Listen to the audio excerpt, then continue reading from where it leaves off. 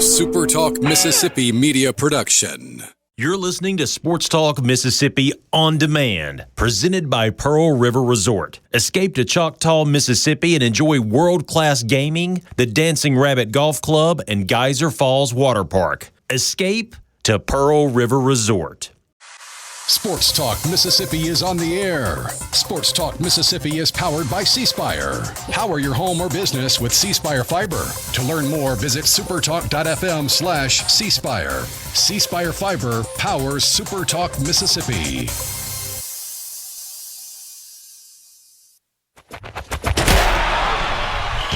To the junction, in the Grove, and to the top.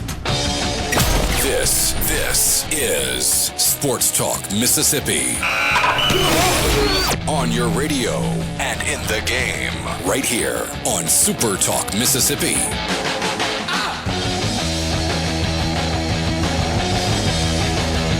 Welcome in. Hadad's back.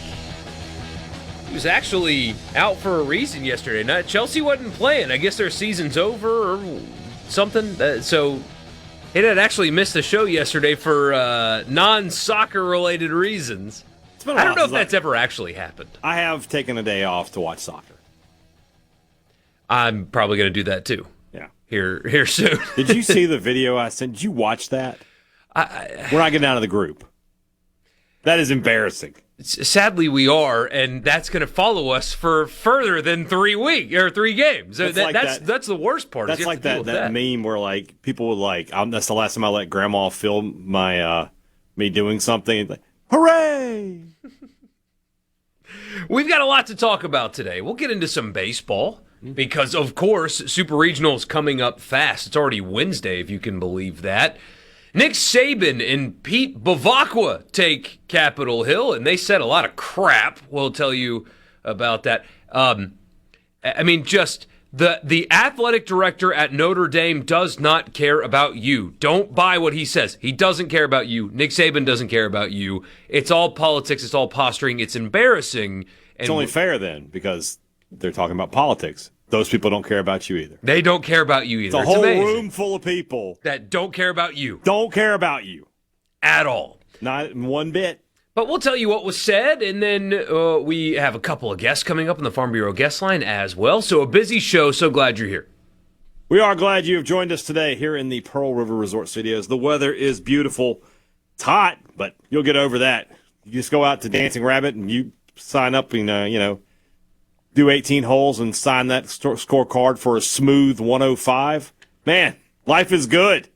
And then you can go grab a great meal at Philip M's, or you can take the family out to Geyser Falls, or just relax and enjoy all the great amenities at Pearl River Resort. Book your stay now, pearlriverresort.com. C Spire text line open to you, 601-879-4395. You all right there? I threw some away. I forgot my mic was still on. All right then. With C Spire, it's easier than ever to get all the devices you want in one move with the Ultimate Connect bundle. Right now, new and current customers can get a free phone, watch, and tablet plus 100 gigs of data for just $90. That includes the new iPhone 17 or the Samsung Galaxy S26 for free, and a free smartwatch and tablet to go with it. So don't wait. There's more to see. Visit cspire.com or stop by your local C Spire store today. C Spire, inspired by, you guessed it, you.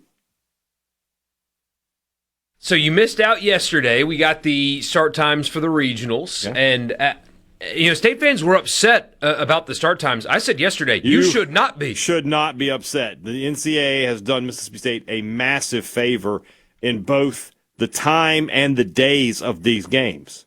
Obviously, the time, early games mean the home crowd isn't as jacked up as it can be, and that's it's already not a place that's like yours. Exactly, anyway. You got exactly what you wanted, and then by it being Saturday, Sunday, Monday, you don't have to flip anything around. Valinkus and McPherson get the full 7 days of rest. Nobody's getting moved up. You want Mississippi State won by getting the Georgia fans are the ones who should be upset. Yes. If you say Bulldog fans, you should mean Georgia fans. They should be furious. They're the highest seed remaining in the tournament. They're playing at 11 a.m. local time, 10 a.m. Central. How are they not the primetime game? Insanity is what that is. But, yeah, get a break there. Said yesterday, I think, look, it's not like this is Troy or Little Rock. We're talking about Mississippi State and Ole Miss baseball. But I said yesterday, and I think you agree with this, almost all of the pressure is on Georgia and Auburn this weekend. Oh, 100%. 100%. When you're the higher seed, people expect you to win. You know, Auburn didn't play Ole Miss this year, correct? They did not. So, I mean, but everybody's looking at Auburn right now and going, well, they struggled. You lost to Milwaukee, they lost to boys. Milwaukee, and now Ole Miss, you know, there's a whiff of don't let the Rebs get hot in the air right now. And then for Mississippi State, you've already lost this team 4 times. Now you got to go play them at their stadium. Literally nobody believes in you, all right, except for your own fans, the guys in your locker room. That's about it. Georgia is a team that has lost 2 straight years in the Supers at home. There's a ton of pressure on Georgia, on Wes Johnson. They don't have one of their best players for game 1.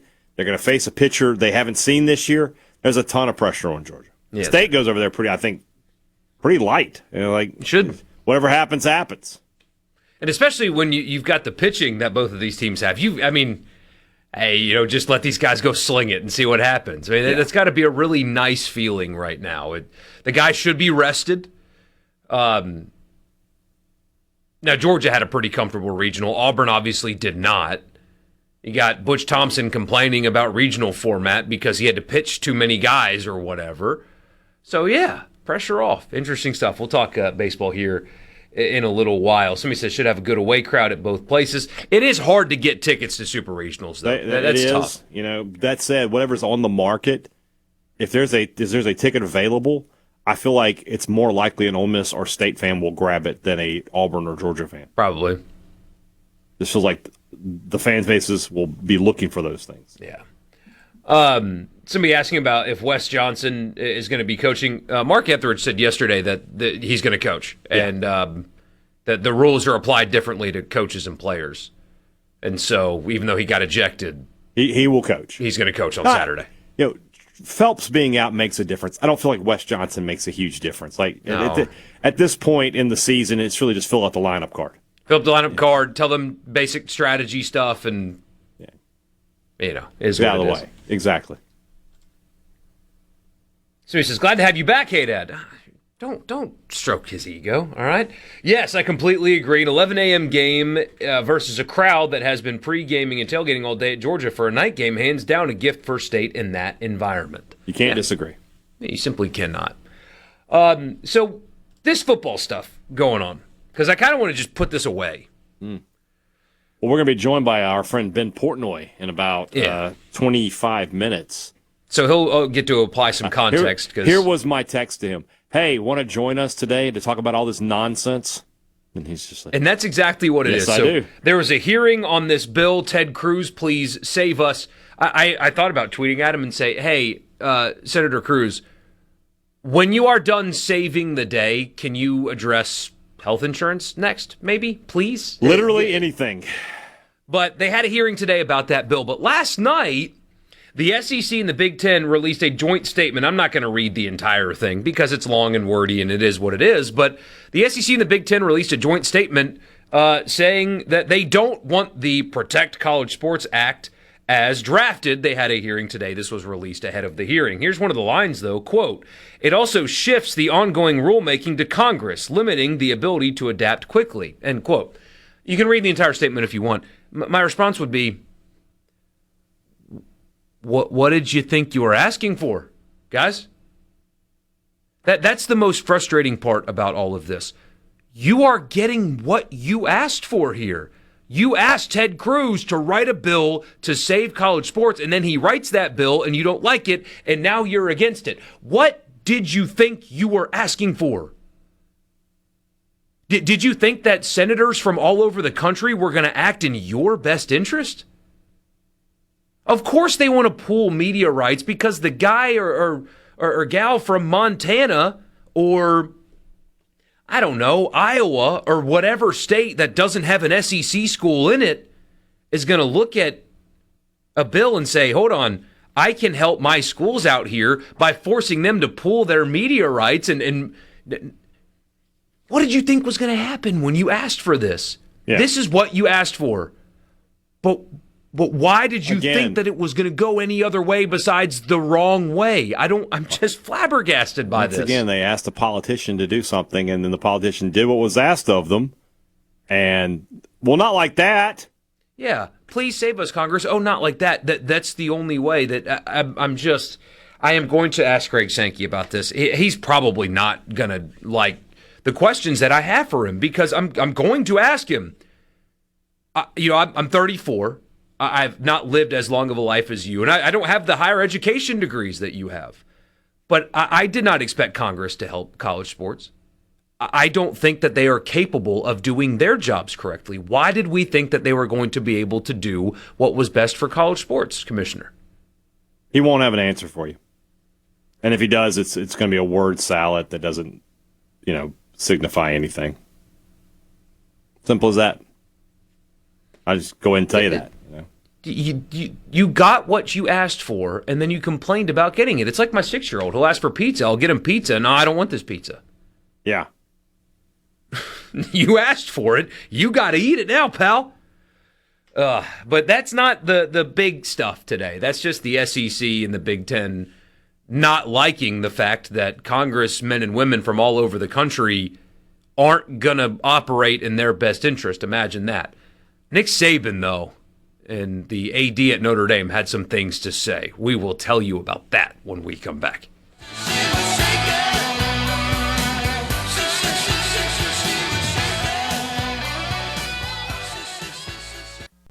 From the Sports Talk Mississippi is back. This is it. Super Talk Mississippi.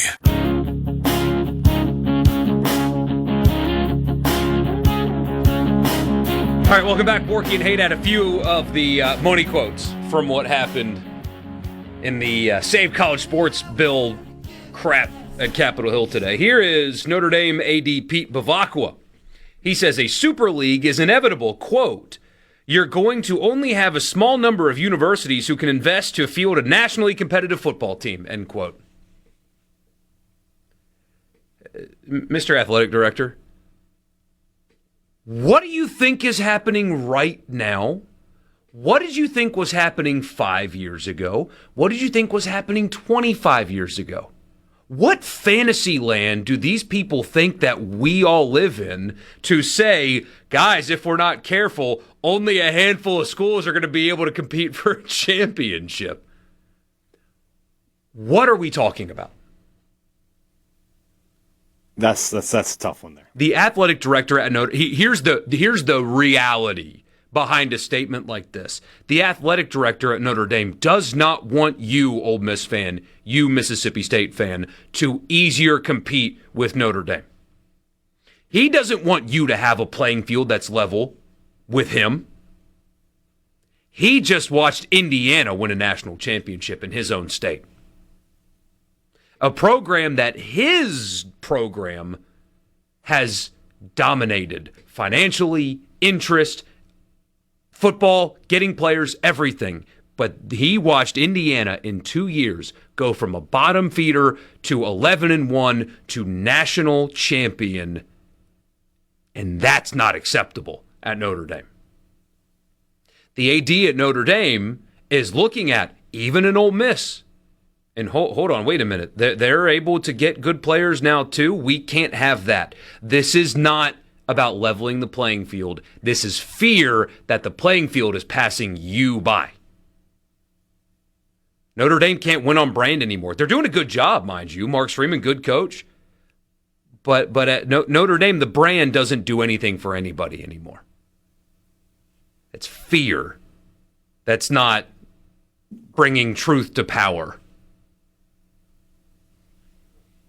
I feel like it's funny to watch a lot of people who brand themselves as conservatives become like left of Karl Marx when it comes to college athletics.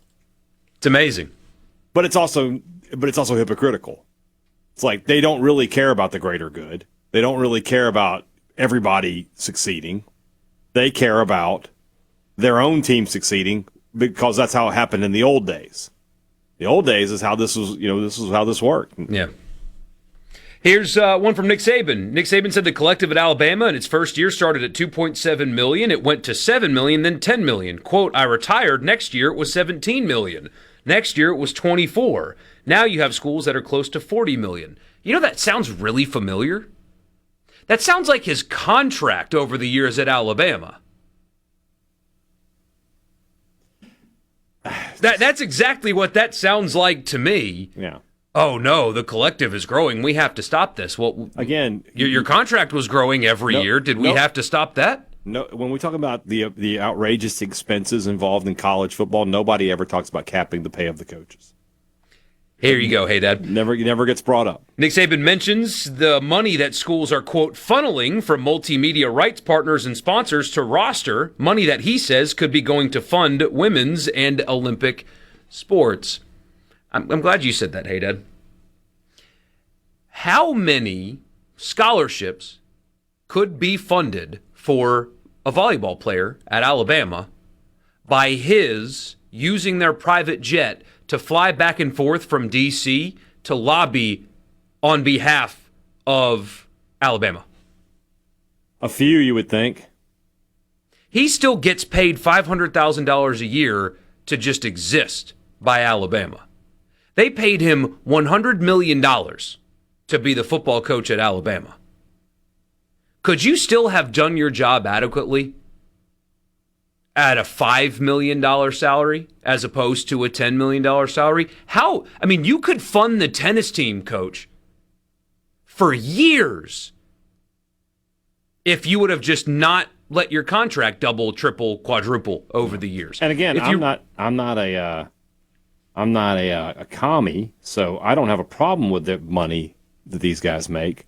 But again, it's just interesting when we talk about we've got to cut costs and we've got to find money for all this. Literally no one ever says, well, why are we paying coaches $12 to $15 million a year? Yes. Why are we doing that? And that's my point. I agree. He was worth every penny of that.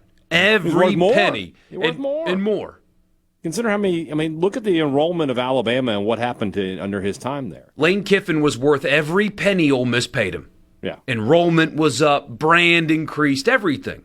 But if you're going to sit here and talk to me about, guys, we can't do this because we have to save the Olympic sports, you could have done that yourself. Mm-hmm. And if you really wanted competitive balance, because that's the discussion here, that's the conversation, is we have to have competitive balance. If you really wanted that, why aren't you up there advocating for restrictions on coaches? How many women's sports could be funded by the buyouts that everybody's paying?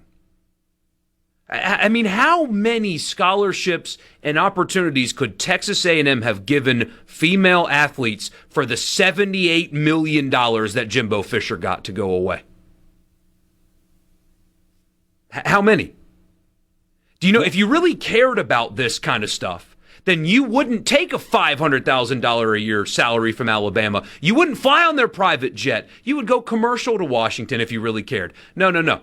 Alabama, save that money. Give it to the women's sports. I'll take Delta.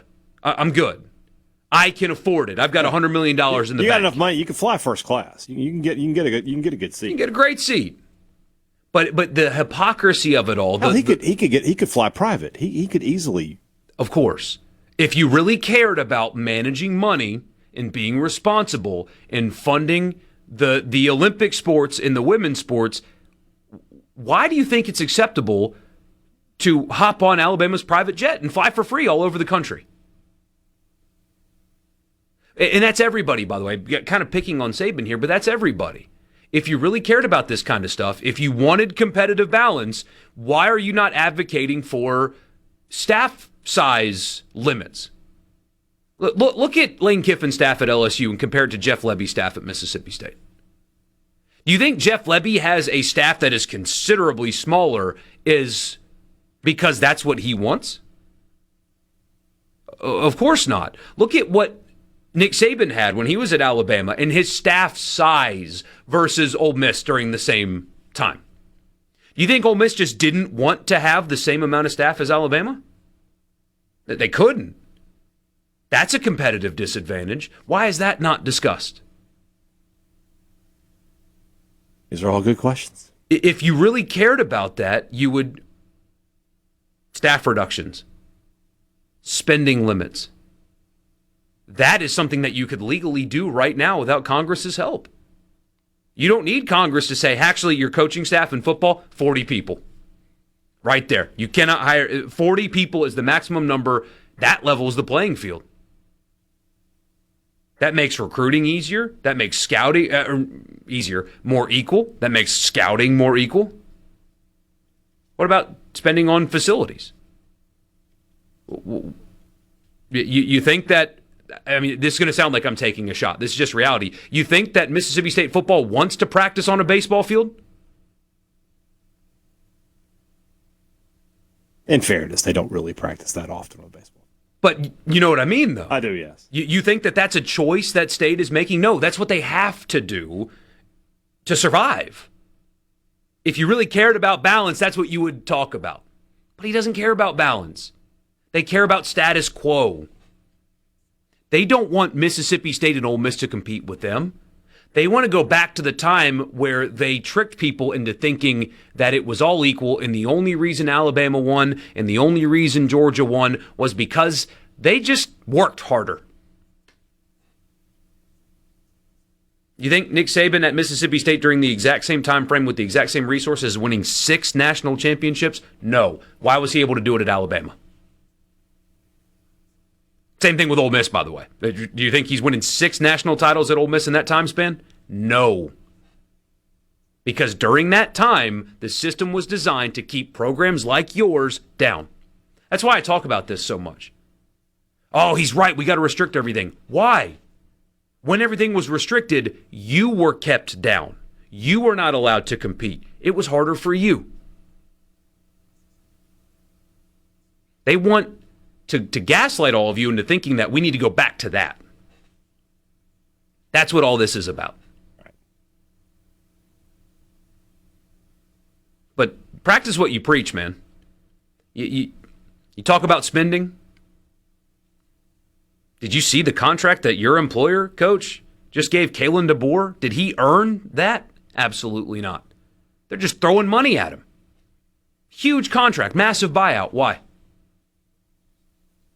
Start in your own house before you point at other people's. Maybe I'm crazy. I don't know. Ben Portnoy when we come back.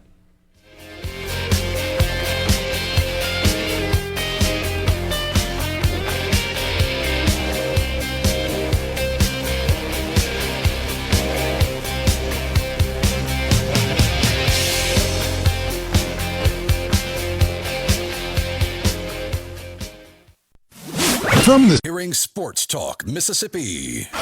Super Talk. Super Talk, Mississippi.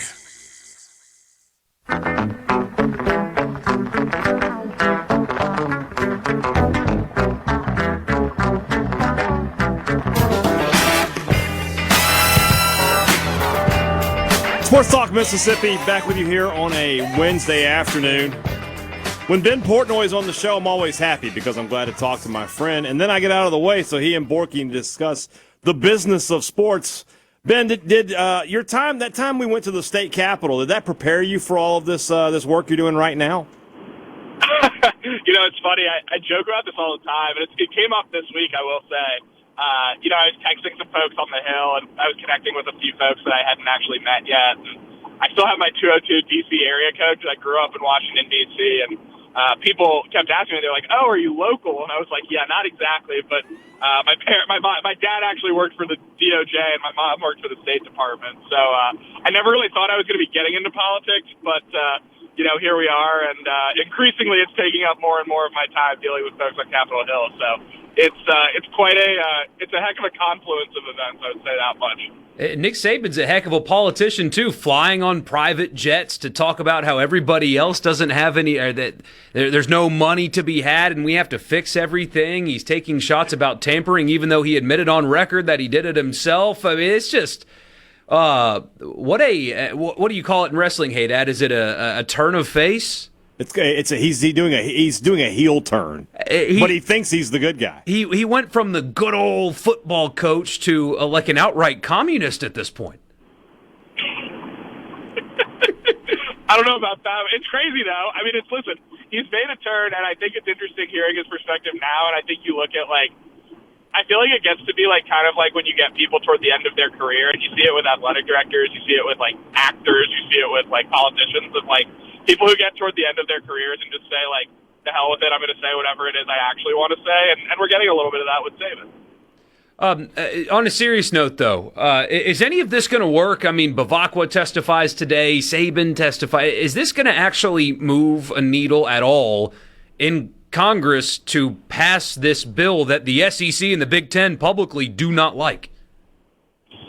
So I think there's some layers to this, and I'll sort of give you a non-answer, but answer. I would say, like, I don't know what happens here. Like, I think I really, you could tell me that this is 50-50 whether this thing passes or not, and I kind of buy that. What I will say is, and I think was really interesting, and it came out today, I thought, was that, you know, there's a lot of bipartisan support for this bill. Not everyone, and certainly, like, this isn't going to be an 100-0 vote type thing in the Senate or anything like that. But what I will say is that, you know, this is something that I think does have support on both sides. You heard it as it got into sort of the Q&A session, I suppose. It's not necessarily the official title, but sort of the end of the hearing. And as senators were kind of going back and forth with some of the witnesses today, that there's a lot of sort of commendation for Cruz and Cantwell for putting this bill together, a lot of time and energy taken up to get this together. And I think there's a lot in this bill that is good, I would say, or that college sports leaders would tell you is good. You know, I've kind of said this to a bunch of people, and I've, you know, spoken with some administrators over the last, like, week since this came out.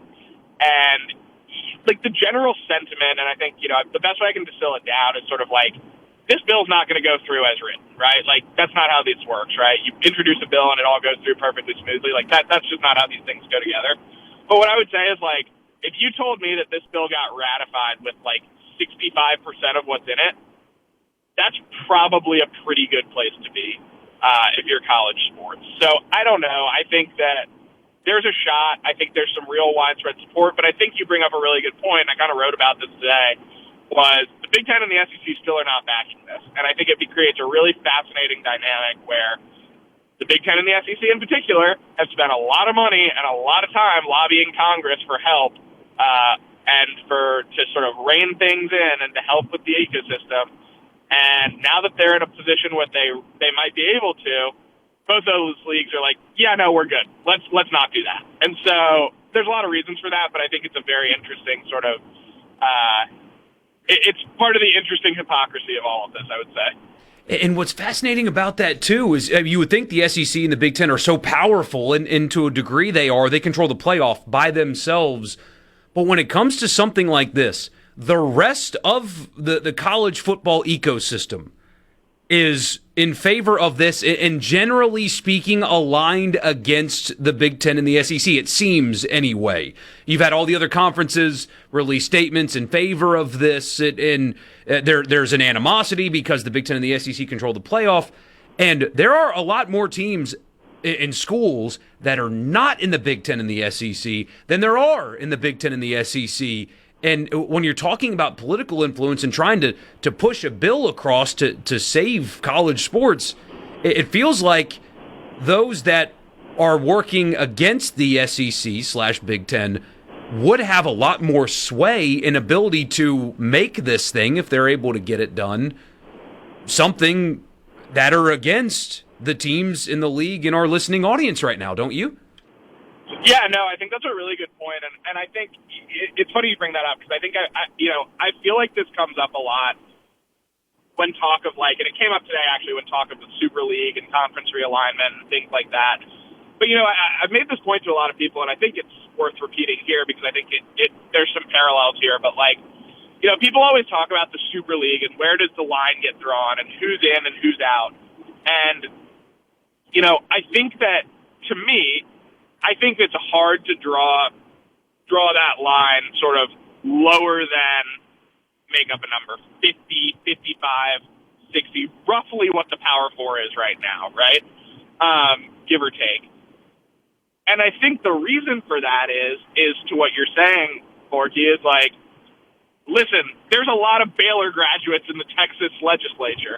There's a lot of TCU graduates. There's a lot of, Tennessee grads or whatever in the Tennessee's legislature, and Vanderbilt grads and whatever. And so I say all that to say of like, if you're going to start cutting schools, you're going to have problems with legislatures, not only at the state level, but with the DOJ and everywhere else. And so I think that like, it's sort of like it's, no pun intended, right? But it's sort of like the political football of all of this. There are real sort of parallels here with all of it in that, like, as you start stripping these things away, like, politicians are going to get involved one way or the other, and I think you're seeing that. And now, and just wait until the Supreme Court gets involved, and it really becomes just a crap show. You covered SEC spring meetings. There was a lot of references to need to govern ourselves, need to break away. How real now, after having, because we asked you this a few weeks ago, but after having heard everything that was said, is that becoming increasingly real by the day? I was going to say, I know we talked about this a couple of weeks ago, and maybe I am getting into politics because I'm probably flip-flopping here on what I said a couple of weeks ago. But, look, I think that I think it is still a very real conversation. I think the question that I had for Greg Sankey, and I think a lot of other people have had internally, is if you're the SEC, let's use the SEC as the example here. If you're the SEC and you say, hey, we're going to take governance onto ourselves, like we're going to get away from the NCAA, we want to do all this stuff, we're going to investigate things, we're going to handle this ourselves. As it exists right now, the NCAA, the College Sports Commission, all of these things, those are sort of like the first line of defense, for lack of a better term, against all the criticism and the sort of legal issues that come toward the college sports ecosystem. I'm not so sure, and I think that, frankly, like people at the SEC actually don't know the answer to this. I'm not just being facetious. Is the SEC conference office really ready to have that gun pointed on it, as opposed to the NCAA or the CFC or whoever? Because there's a lot of legal cover, there's a lot of just general cover that I think the NCAA and these other entities provide. Now, I asked Greg Sankey this question almost verbatim, and his answer was kind of like, look, and we kind of joked about it. He was like, right, because the conference office never gets criticized for anything these days, right?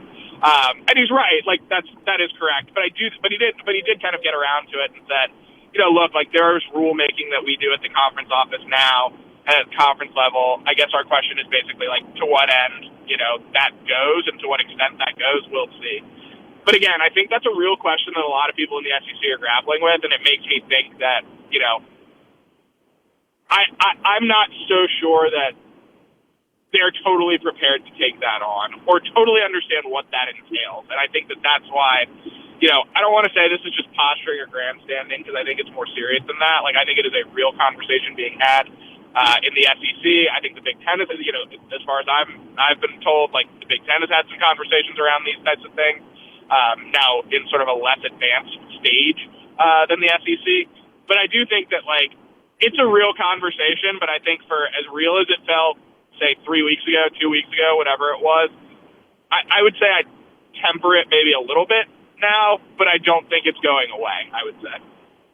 I really appreciate your time, man. Great stuff, as always. A disaster, but, one that I'm sure is really interesting to write about, but I don't know if we're going to get anywhere. All your effort might be for nothing. If nothing else, I might be able to pass the bar exam after all of this. So maybe that's the win. Oh, man. I really appreciate you, Ben. Thanks for your time. Thanks, guys. Always fun.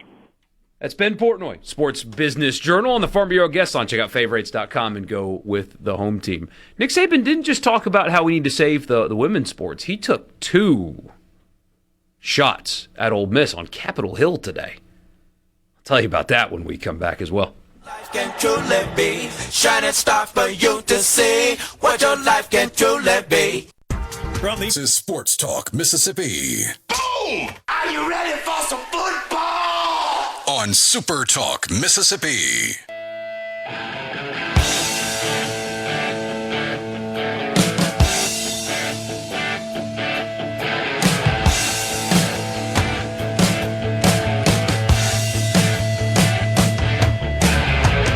Welcome back, Sports Talk Mississippi. Borkey and Hadad with you. I have discovered something. Let's hear it. You need to. It's this website called 82and0.com. Basically, it randomizes teams and decades, then gives you the roster, and you have to put together a team, and it determines whether or not you could go 82-0. It's a lot of fun. I've been doing it this whole commercial break. 82 and 82-0-0.com. That's why I didn't pull up. So this team I just put together went 65-17. Starting lineup was Trey Young, Reggie Miller, Charles Barkley, Tim Duncan, and Jerry Lucas. Got to know your ball if you do the Hoop IQ one, though. Doesn't put the stats up for you, which is what I'm doing. My first one was like really good, and then like the last pick was not good. Yeah. You can only do so much. But Can you it's explain the fun. bill like you're explaining it to a 10-year-old and what the dilemma is? Okay, the bill's pretty simple. Lane Kiffin rule, coaches can't leave before the season's over. Restriction on what a player can earn. A oversight on what true NIL is, which, again, who's going to enforce that? But that's part of it. A restriction on transfer portal and pooling media rights, which would have all the which would allow for all the FBS schools to get together and sell their rights package in one group. The Big Ten and the SEC don't want that, obviously, because they're more valuable than the Mountain West. But that's part of it. Agent registration, which is a great thing if they can pull that off, because you got some really bad actors out there. Generally speaking, the line by line of the bill's good. It's, can it hold up in court legally? Can you legally restrict a non-employee's earning potential? The answer is no. It'll get sued. It'll get taken to the Supreme Court. It's probably not even going to pass, et cetera, et cetera. So that's what the hang-up is frankly, and it's the hypocrisy of it all. That's what's really rubbing a lot of people the wrong way, that you've got the AD at Notre Dame talking about competitive balance. The former head coach at Alabama that won 1 billion national championships talking about student athletes and saving the women's sports. Did not care about that at all at the time. The reckless spending, the overspending, the unnecessary spending. Look at Alabama's football facilities. Do they need that? Colleges have nicer facilities than the NFL. Is that necessary? No. But they have to do that in order to create the illusion that there's no money. There's plenty of money. They just spend it recklessly. They fly private jets all over the country. They don't need to do that. So that's where the angst is coming from. Whether or not it's legal to begin with, and then the deliverers of the message. Like Nick Saban today brought up Ole Miss twice. Quote, "We have nothing to control tampering. You know, Clemson had a player that was on campus for a whole week, and they come and got him off campus and took him someplace else," end quote. I seem to remember a Alabama offensive lineman after Saban retired, transferred somewhere else, longer than a week, and then came right back to Alabama. He had a front row seat to that one. Why wasn't that the example that he used? Saban himself on record admitted to tampering with a Toledo player. Number one target in the portal, he said, just couldn't get him to enter. Yeah. It's the hypocrisy of the deliverer of the message. Tampering is a problem. It's rampant, widespread. Your school, whoever you are listening, does it. So it needs to get under control. That guy delivering the message is going to rub people the wrong way. He later took made reference to Ole Miss about how the NCAA has no rules, because made reference to Trinidad Chambliss. That is twice now, today, on Capitol Hill. An Alabama employee got to take shots at Ole Miss. And then that Alabama employee who went to Capitol Hill to talk to the most powerful people in the country about how bad Ole Miss is going to sit on stage in the Grove and objectively analyze a game in which Ole Miss is playing on Ole Miss's campus. It's a little weird, isn't it? It is. That seems a little rear end backwards, doesn't it? Just a little bit, right? That's a little backwards to have that be your dynamic. But what do I know? Not much, apparently. Yeah, this was always how it was going to end. Mm-hmm. This was always how it was going to end. When you involve politicians, for a sport that's supposed to teach, that's supposed to teach a lot of self-reliance and, be your own man and fix your own problems, they haven't done that. Yeah. And it's kind of embarrassing, to be honest with you. Yeah, somebody makes reference. I am bothered by all of this. This does bother me. It does. Because the old ways of college football kept you down, unless you're an Alabama fan listening. It was as imbalanced as it could have been. And yeah, the money's greater, and there's all this fear about, the rich are going to buy all the players. That's not what has happened on the field. I don't like when people sit at Congress and try to restrict college sports via disingenuous means. So I am bothered by this. This bothers me because I don't trust the people doing it. I don't trust the politicians, and I don't trust the coaches and the ADs. None of them are trustworthy, and you shouldn't trust them either. Sports Talk Mississippi, your new home for exclusive sports coverage here in the Magnolia State. Let me put it to you this way. Right here on Super Talk Mississippi.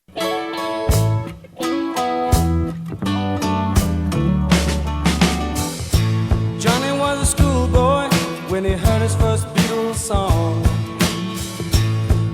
Sports Talk Mississippi back with you here on a Wednesday. I was outside earlier. It's quite warm.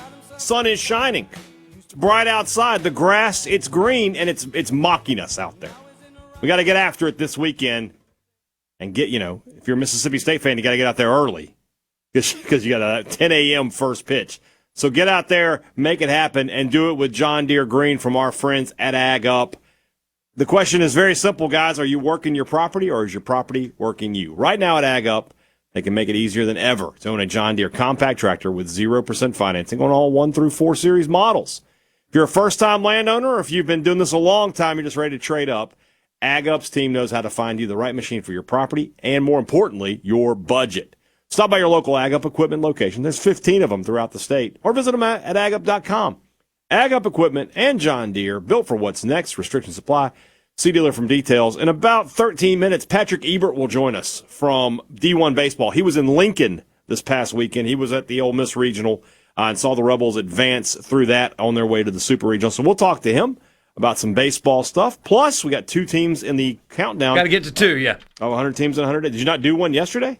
No, we didn't. With you not being there to do the food thing, it just didn't feel right. I hear you. All right. Well, that's going to be that's a little later. Do you want to do one now? We'll do it after the interview. Okay. What do you got now? Well, I only say that because I don't have the fight songs pulled up. Oh, I got you. We did get this on the text line, though, right, because it gives Ole Miss an edge. Ole Miss fans stay hurt about something. It's always everybody else's fault. Y'all know Chambliss shouldn't be playing another year. Oh, y'all just think it's right because it gives Ole Miss an edge. That's sure. You can debate that all you want. Whatever. If you think that he shouldn't be given his 4th year to play, so be it. Right? I'm not sitting here arguing that with you. Mm-hmm. But the biggest reason why I talk about this and I'm so passionate about guys like Nick Saban and Pete Bavacqua and even Greg Sankey and Tony, all these people that are lobbying to save college sports. One, because I think as a free American, I don't think that the government should be in the business of restricting non-employees' earning potential. Generally speaking, I think that is not what happens here in America. If you want to tell somebody how much money they can earn, you have to employ them to do it here in America. Free country, all that stuff. Generally speaking, that's how I feel about that. So I don't like the restriction unless you employ them to begin with or bargain with them. But what I've witnessed over the last few years, well, I guess 6 years now, NIL started late 2019, right, is when this really became a thing. Mm-hmm. The Austin case was, 2018? It opened up in 2019, and then it really took off right around COVID, ironically enough. Mm. I have seen programs that are non-traditional powers start winning games and getting players in ways they could not do before. Yes, Ole Miss has done it, but Indiana has done it. You look around, TCU made the national championship game. They beat Michigan. You want to know what that team was built on? The transfer portal. Yeah, Georgia beat the heck out of them, but they beat Michigan to get there. They played in the national championship game. TCU did that. Look around at college football right now. At the football on the field, more players are going to more schools than they ever have before. And yeah, it's chaotic. It's hard to keep up with your roster, but gosh dang, guys, you have a chance to win more than you could before. Mississippi State's best offensive player, well, second best offensive player, would have been stuck at Georgia in the past. Yeah. Their third best offensive player would have been stuck at South Alabama in the past. Mm-hmm. And that's not really fair to South Alabama, but Mississippi State has added players that would have been stuck at the bigger schools. Obviously, you know about Ole Miss's success in the transfer portal. Mm-hmm. You can't stockpile 85 of the best players in the country anymore. Kirby Smart is on record saying, I don't have the depth. I can't. There are guys that I had to play last season that I never would have played before this era. That is a great thing for you. And I love that. Because, especially in the 14 playoff era, pre-NIL, there was no shot for 99% of the country. There's still no shot for about 70% of the country, but that number has increased. Yes, it has benefited Ole Miss to this point more than Mississippi State. Ole Miss was better set up for this era than State was. Shout out John Cohen. Hope the Super Regional goes well for you. But State can do that too. If Indiana can do it, guys, anybody can do it. And that's why I don't want people like Nick Saban in charge of what decisions are made about the future of the sport, because he comes from an era that you weren't allowed to win in. And now you can win in this era. So if you're going to add rules and restrictions, do it the right way. Actually do things that would create real competitive balance that would allow a Mississippi State and Ole Miss to compete with an Alabama every year. There's a reason that the Saints can win when the Cowboys have not 10 times. The Cowboys are, 5 times more valuable as a franchise than the Saints? If the Cowboys went up for sale today, they'd sell for $25 billion? Yeah, something like that. Something like that. The Saints would sell for 7? 5 to 7? Maybe a little more, but yeah, maybe a little more. You're on the right place. But there's a reason that the Saints this year could have very well a better team than the Cowboys, because they actually have competitive balance at that level. But that's not what we're talking about today. One of the guys used the line that we don't want to be like the NFL. That should scare you, because the NFL has real competitive balance. College football is different than the NFL and the fight songs, traditions, the stadiums, the tailgating, all that other stuff. But when it comes to the way that rosters are built, college football really could be like the NFL. That'd be great if it was, because it would be level. But we don't want that. That's why I'm so passionate about it, because I think you guys have a chance to win in ways that you couldn't before. And it's fun to watch that. Let Jeff Lebby win 7 games this year. Hey, Dad, what do you think that portal class is going to look like? Be pretty good, I would think. I think so, too. People really like Jeff Lebby. Like, quote-unquote, behind the scenes. Not like it's a secret, but I just mean, like, when you talk to people that have been in coaching and stuff, they like Jeff Lebby a lot. Yeah. You guys watched the offense this past season with a subpar quarterback and a bad offensive line. They're still good. The offense wasn't really the problem this year. Dudes running wide open all over the place. Yeah. Brennan Thompson, when he was at Oklahoma, was their 5th best receiver from a talent perspective? I mean, at a minimum, he was down. Well, that's not the right way to look at that. From a talent perspective, he was probably pretty close to the top. Yeah, he just didn't get the opportunities. Exactly. So just one glimmer of hope from state football this year, and you state fans will come around to what I'm saying too, I think. Because it'll start popping for you. It will. I mean, they went all in on Seton. Mm-hmm. They were ready to pay him. Yeah. But it is what it is. Somebody says Saban wants to take shots at Ole Miss because he can't get over the losses to Pastor Hugh. No, I think it's... Why do you think, Hadad, he made 2 references to Ole Miss today? I think low-hanging fruit, probably. Probably. I mean that because that's the team that had an issue with this transfer thing. If what's the kid's name? Forelli? Yeah. Mm-hmm. If he had transferred to Arkansas in the same situation, I think Arkansas would have gotten mentioned. I don't think Dabo would have done a press conference about Arkansas. I don't think that Nick Saban in this instance is specifically targeting Ole Miss for that one. And the Chambliss thing is the same thing. If Chambliss was trying to get an extra year of eligibility while he's at Florida, and this all happened down there, he would have brought up Florida. It's just a confluence of circumstances. Now, does it make it funny for someone like me? Yeah, of course it does. But the fact of the matter is, Ole Miss is involved in these 2 high-profile cases, and so he brings them up. Yeah. Somebody says, how do you collectively bargain with this quantity of people? Also, likely athletes couldn't agree on their own stance, genuinely asking. I mean, it's a good question. It's a fair question. It's a lot easier said than done.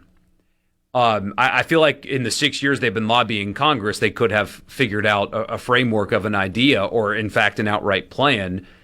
I mean, from my amateur vantage point, it looks to me like football and men's basketball need to break away from the NCAA. Start there. That's where you start. You reduce the number of teams from 350 to 130. And then, I know they argued against it today, you create another division. You already have FBS, FCS, Division II, Division III. You create another division, those that are financially able to make the athletes employees and those that are not. And then that goes from 130 teams to 65, 70. Allow them to form a union like the NFL. You sit down and you have CBA negotiations just like the NFL. Where's the players' incentive? Where's the NFL players' incentive? You provide the platform. They have to sit at the table. We'll turn the page to baseball. Let's put this to bed and go to baseball next. This is a place for crazy people. If it's sports in Mississippi, you'll hear about it here. Sports Talk Mississippi on SuperTalk Mississippi.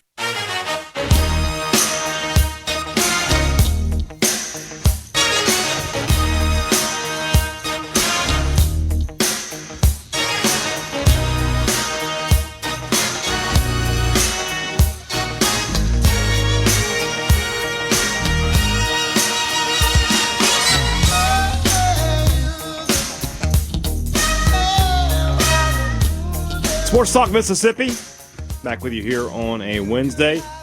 Patrick Ebert was in Lincoln, Nebraska this past week covering the the Nebraska regional that Ole Miss won for D1 baseball. He joins us now. And Patrick, I said this a little earlier in the show, but watching them play this past weekend, a couple of walk-off wins, is there a whiff of don't let the Rebs get hot in the air?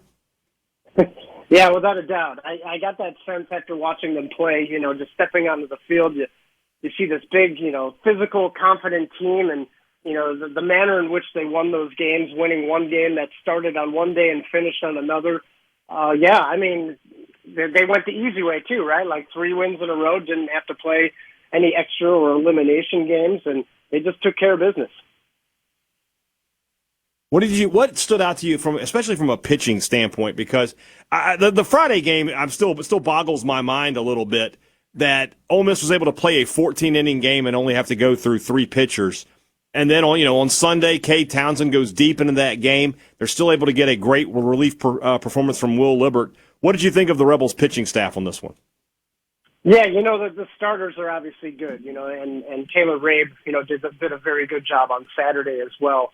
You mentioned Friday's game, and I think what stood out, is, and Mike Bianco talked about this after the game, ideally he wanted to use just Elliott and Hooks, right? Had the game just gone 9 innings, and then left the rest of his staff fresh for the rest of the weekend. And obviously it didn't turn out that way, but then he, had to go to Hudson Calhoun. So he probably stretched Hooks and Calhoun a lot more than he wanted to, especially this time of year. You can always tell the guys that, teams feel the most confident with, and it's pretty clear Ole Miss has 5 to 6 guys. They have the 3 starters and Elliott Townsend and Rabe, and then the 3 relievers and Hooks, Calhoun, and Robertson. And you did mention the performance by Libert, which was huge as well, because they really needed that, because Calhoun was pretty much done. Hooks couldn't go again because he threw so many pitches. But that's not as big of a problem going into the super regional round, where at max you're playing 3 games, which is the number of games they played this weekend. So you don't tax your pitching staff as much as you do. So with those 5-6 arms that Ole Miss has, that they feel pretty good about, who all throw really good stuff, they're in good shape. And I was just impressed by how well they threw, especially Rabe. Just doing what he did on Saturday and the way they stuck with him through that 6th inning, when Nebraska was threatening and allowing him to get out of his own jam. I thought that was especially impressive. Before we turn our attention to the other super regionals, I want to ask about Auburn specifically. Two-part question. Should there be concern, I guess, among Auburn people or reasons for optimism from Ole Miss people about how they played this past weekend? Why or why not? I would say no, because they rebounded well. They lost that first game to Milwaukee, and then they took big care of business the rest of the way and got back to the Auburn brand of baseball. So, if anything, you could look at that as, a dangerous aspect of facing them, in that they did face some adversity and that they did have to play that extra, elimination game. They had their backs up against the wall the rest of the way, and they came through. So I think that does make them a little dangerous. And then a few guys. So Ole Miss didn't get to play Auburn this year. So for an Ole Miss fan, wondering what they're up against on the Plains this weekend, what do they got in their bullpen, at the plate, in the field? Just a handful of guys that stand out to you that Ole Miss fans need to be looking out for going into this series. Yeah, I think Chase Fralick, is probably their top hitter right now, a guy that has 20 home runs, hitting over 300. As a team, they're batting .297, so very good offensive team. 1 through 9, I think they're more balanced probably on paper than what the Ole Miss lineup is. And then the pitching staff, I think it's very similar to what Ole Miss has, as far as the fact that they, too, have 5 to 6 guys that they like, that they're probably going to lean on pretty heavily in the super regional round. But probably a little more length in what the starters can give you. And Alex Petrovic, is a guy who went 10-2 this past season. And then their closer, L.J. Cormier, is a guy that has given them a lot of innings and a lot of appearances. He misses a lot of bats, and he fills up the strike zone with pretty good stuff. So, quite a few different guys on both sides of the ball. And even defensively, too, it's a very strong team. This is a team that just doesn't beat themselves. I personally think it's a fantastic matchup, and I had to go back and look, and I did not realize the two teams had not played each other during the regular season, and it reminded me back to the old SEC West days, and I know now they're just all ranked in one big conference. But yeah, I think you're in for a show this weekend. Two teams that have played each other this season are Mississippi State and Georgia. They'll be playing for the 5th, 6th, and possibly 7th time this season, and a best of 7. It could be interesting. You could lose the best of 7 2-4 if you're Mississippi State, but if you get those 2 wins, you're going to move on to the College World Series. What do you think about that regional in Athens? Yeah, it's interesting right now. Georgia's the top seeded team left, with UCLA and Georgia Tech both getting bounced. So you have the 3rd ranked Georgia Bulldogs there, and they're so powerful. They're so offensive. And they pitch well, too. They just don't have many weaknesses. They showed it on their run to win the SEC tournament. Their catcher, Daniel Jackson's having a phenomenal season, and, he's close to being a 30-30 season as a catcher, which would be the only second 30-30 season in the history of Division I baseball. The first and only other time it happened was J.D. Drew, I think back in 1997 or something like that. But, I just see another great SEC matchup in super regional play, that it's the type of matchup that you could see just as easily happening in Omaha, but obviously only one of these two teams is going to make it that far. It's hard for me not to go with Georgia at this point in time. I mean, we have seen so many upsets. I just think, I mentioned just the strength on paper before, but like just the talent that they have, they're going to be hard to take down.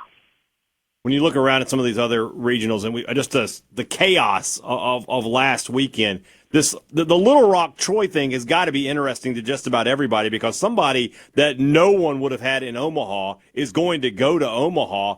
I'm going to ask you to break that regional down because I'm fascinated by it. Who do you think is going to end up making that trip to the College World Series? Yeah, I mean, Troy is like each and every year with Skylar Meade as their head coach, they've been having so much success in the Sun Belt Conference. And, you know, for them to make the NCAA tournament, they really had to pick things up towards the end of the season. And they're playing really good baseball, obviously, right now. So to be perfectly honest, you know, I spend a lot of time covering the mid-majors. It wouldn't be a huge surprise. I mean, obviously, they're not a one seed advancing, but this is a really good baseball team. And that's going to be a really fun atmosphere to watch that super regional be played, because Troy has invested a lot of money into their athletics and specifically their baseball program and into that stadium. So it's going to be a fun atmosphere there. Little Rock emerging from the Ohio Valley Conference. You know, this is their second time, I think, in as many years that they've made the NCAA tournament as the automatic bid. So they're no strangers to this either. And last year they opened the NCAA tournament with a win against LSU. So, you know, they're not scared to be put in these situations and play against the big boys at the biggest levels, and they have the experience doing so. Just a couple of minutes left, Patrick. What does it say about college baseball that none of the teams that made the College World Series field a season ago are even in the super regional field at this point? Yeah, I mean, the word parity comes to mind, right? There's more talent spread out, and especially with the portal, you know, and a lot of people, when they first hear portal, they think it's the big boys loading up on everybody else's really good players. But it also works kind of in the opposite way, too, in that those young players that don't get the opportunities are going to places like Troy, and they're going to places, you know, like, you know, Cal Poly, and then they're getting these opportunities with smaller schools. And these smaller schools, these smaller mid-major schools, are getting really good at player development, and they're really good at scouting and recruiting and getting like junior college players on the campus and kickback players onto campus and building these really good teams. And we're seeing it, you know, from coast to coast. And, you know, it feels like not too long ago, you know, teams would do whatever it takes to win, meaning they'd throw their pitcher out there for like 120 pitches one day, bring him back 2 days later, have him throw another 40 pitches. You know, you just don't see that anymore because the emphasis is now on the player development, and it's shown in the talent and the quality of play that's taking place on the field. Patrick, appreciate you, man, very much. Enjoy college baseball this weekend. We'll see if we can have as much craziness this weekend as we did last. Yeah, it's the greatest time of year. Happy to be on the show. Patrick Ebert joins us on the Farm Bureau guest line. Check out favorites.com and go with the home team. It is really something that Troy or Arkansas Little Rock will be in the College World Series. There's no getting around that fact. West Virginia, not exactly a powerhouse program. I know they're a one seed this year, but them or Cal Poly will be in the College World Series this week, you know, next week. It's just an incredible first weekend of college baseball. So that song was written about Massachusetts, but Massachusetts didn't make sense, so they ended up changing their mind and writing it about the western part of the state of Virginia.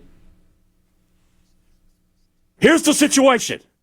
Yes, that is. But correct. yeah, I looked. Somebody shared that. It was like that. It wasn't a love song about West Virginia. It just sounded good. Like, still an awesome song. Great scene.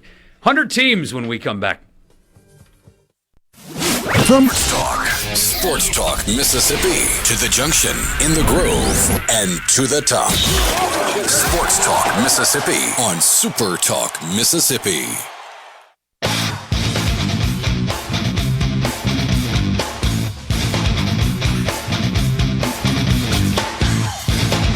So on the text line, are y'all talking about country roads? I swear that's not what I read in an old interview with John Denver. Maybe y'all were talking about a different song. So the western part of Virginia thing is an old internet joke.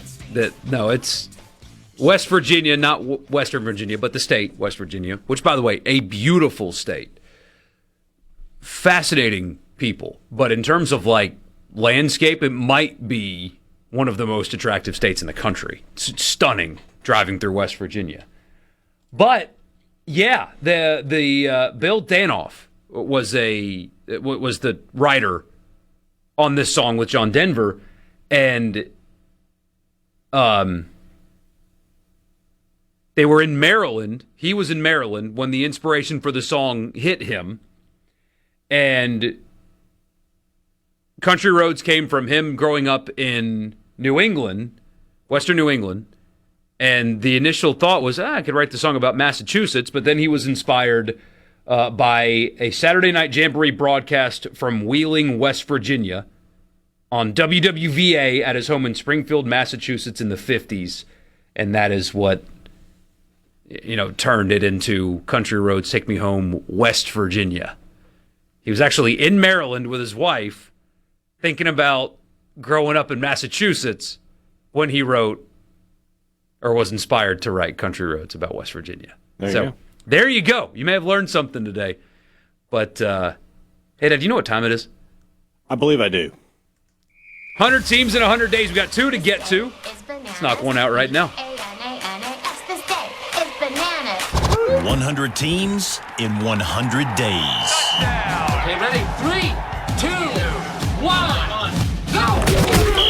It's the final countdown. Team number 88 on the countdown of 100 teams in 100 days. We go to the Fun Belt. Speaking of Virginia, Old Dominion.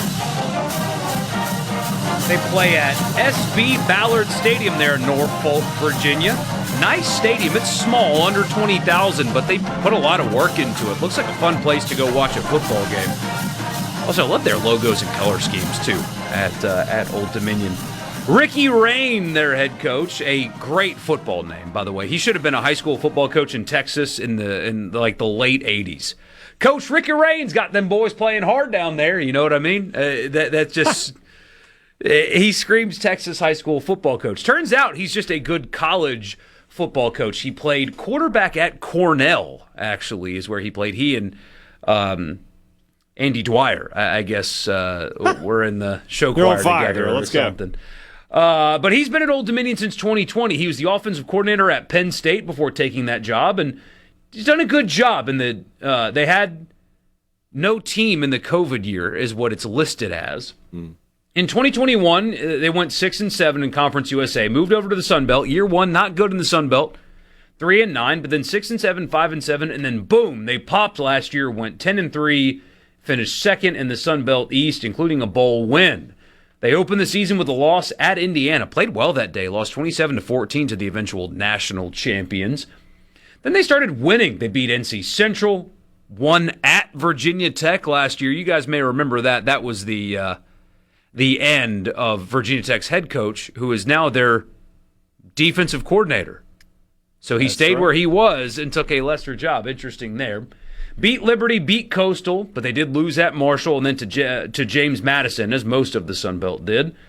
But then they just started winning again. They beat Appalachian State, beat ULM on the road, beat Troy, beat Georgia Southern on the road, beat Georgia State, and then they beat USF in the Cure Bowl. And that was after, I believe, Alex Galesh had taken the Auburn job. But a bowl win is a bowl win nonetheless. They opened the season with a home game against a team from their city. Norfolk State is going to hop down the road. The team might even walk to the stadium maybe for a road game in their season opener. Then they go to Virginia Tech. They host East Carolina and James Madison before they go to Georgia State and Appalachian State. They host Georgia Southern before they go to Louisiana Tech, host Marshall, go to Coastal, have an off week, go to UConn, and then they end the season with the Golden Eagles of Southern Miss. Third-year starter at quarterback for Old Dominion, coming off of, again, that 10-win season. High expectations for that team. People think that they should compete for a conference championship this season. We'll see if they do. Should be interesting. Old Dominion is your team. What number is that? 88. 88. There's a restaurant in Jackson with the same name as the top restaurant in the city of Norfolk. It's Saltine is the name of this place. But this is a high-end seafood place, which makes sense, right? There in Norfolk, right there on the water. You're going to be spending some big dollars here. We're going to need Richard to pick up our tab here. But we're going to get that Saltine Seafood Tower with 6 jumbo shrimp, a dozen oysters, a half dozen clams, crab, mussels, a whole steamed lobster. We're getting all that. That's definitely going to be happening. And then after that, Borkey, we look at our appetizers here. I think we're definitely going to get some grilled oysters. That's probably a couple dozen of those if we're being totally honest. Crab cake, yep, we'll do that as well. And they got the thick cut bacon that we all like. So we'll get, we'll do a little land. And then you got your options as far as your dinner goes. Whole fried snap or whole roasted bronzino. I got to take, I don't like the whole fried fish. I like the fillets. I don't want the head on my plate. I don't know. You can get a couple of crab cakes. You can get the diver scallops. You can get a steak if you want one. They got that. A 40-ounce ribeye for $85, but I bet you it's good. And, this place looks fantastic. So if you're ever in Norfolk, check out Saltine Shellfish, Seafood, and Spirits. That place looks fantastic. We got time. You want us to do the other one? No, I'll save that for later. All right. That's like we need 2 segments because of the city. The restaurant debate will be intense. It will be intense. So, team number 88 on the countdown of 100 teams in 100 days, Old Dominion. I remember when they beat Virginia Tech at home that time a few years ago, and that place looked like it was absolutely raucous that night, too. Mm-hmm. Old Dominion is one of those teams that, in the Sun Belt that they can be interesting. They can make it interesting on you. They sometimes they're pretty good, sometimes they're not. You never know what you're going to get when Old Dominion shows up. You really never know what you're going to Yeah. get. When they show up. Hey, did you see the Brazil college football game got canceled? I did, and we talked about that, and we're like, why is this game? Like, if this was Michigan, Ohio State, okay, I get it. But, why is Virginia, North Carolina State going to be a draw to the Brazilians? And evidently it's not. No, they are deciding to play in Charlottesville, which is where the game was originally supposed to be played. Mm-hmm. They have not confirmed the date of the game yet. That was supposed to be... Was it a week 0 game? Something like that. Yeah. But I saw some commentary on this, and it was like they rushed into it. They only gave themselves a year, and you need more than a year to prepare to play in a place like Brazil, considering the current geopolitical climate. And I thought to myself, if that's the case, maybe you shouldn't go play in Brazil at all. Sounds like a good idea. You build a bad idea, however you want to look at it. You play. You have a beautiful stadium on your beautiful campus. Why don't you just play the game there? What do you got to go to Rio or Sao Paulo or wherever they were going? Why do you got to go there? That's what the stadium is for. Yeah. Truly, I wish that the Ole Miss Louisville game was on one of the 2 campuses. I really do. I get the money thing. I get it. It's all about money. But this would be better, I think, if it was on a campus. Pick one, either one, Oxford or Louisville. 100%. College football games are always, always, always going to be better on campus. Lucas and Union, shout out to Magnum TA who attended Old Dominion. Great shout out there. Borkey doesn't know who that is, but still. Who's Magnum TA? He's a wrestler. Marty asking, is that a 40 or a 14-ounce ribeye? According to this menu, that is a 40-ounce ribeye. Steak on the stone, choice of 3 sides, too. That's a good deal.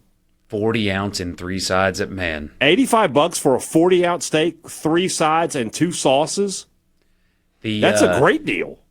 The steak and eggs breakfast the next morning, because you have to bring some of that home, would be elite. Oh.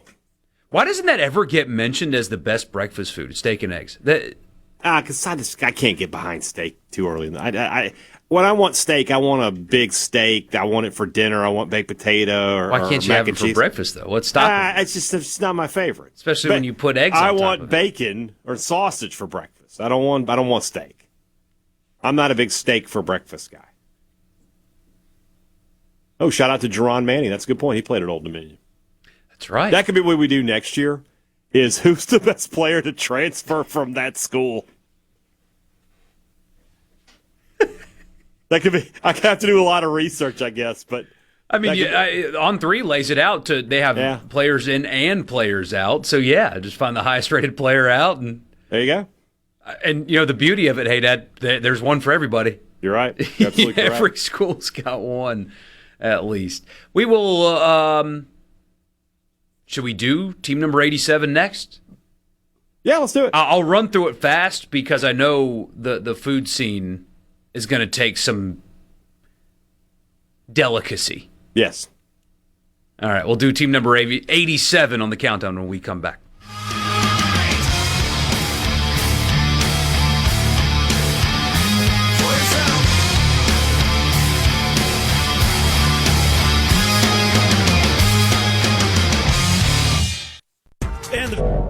Sports Talk Mississippi.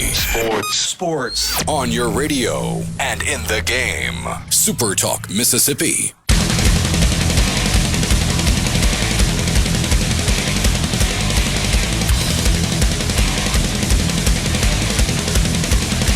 It's very loud. All right, here we go. Team number 87 on the countdown of 100 teams in 100 days. We go to Louisiana.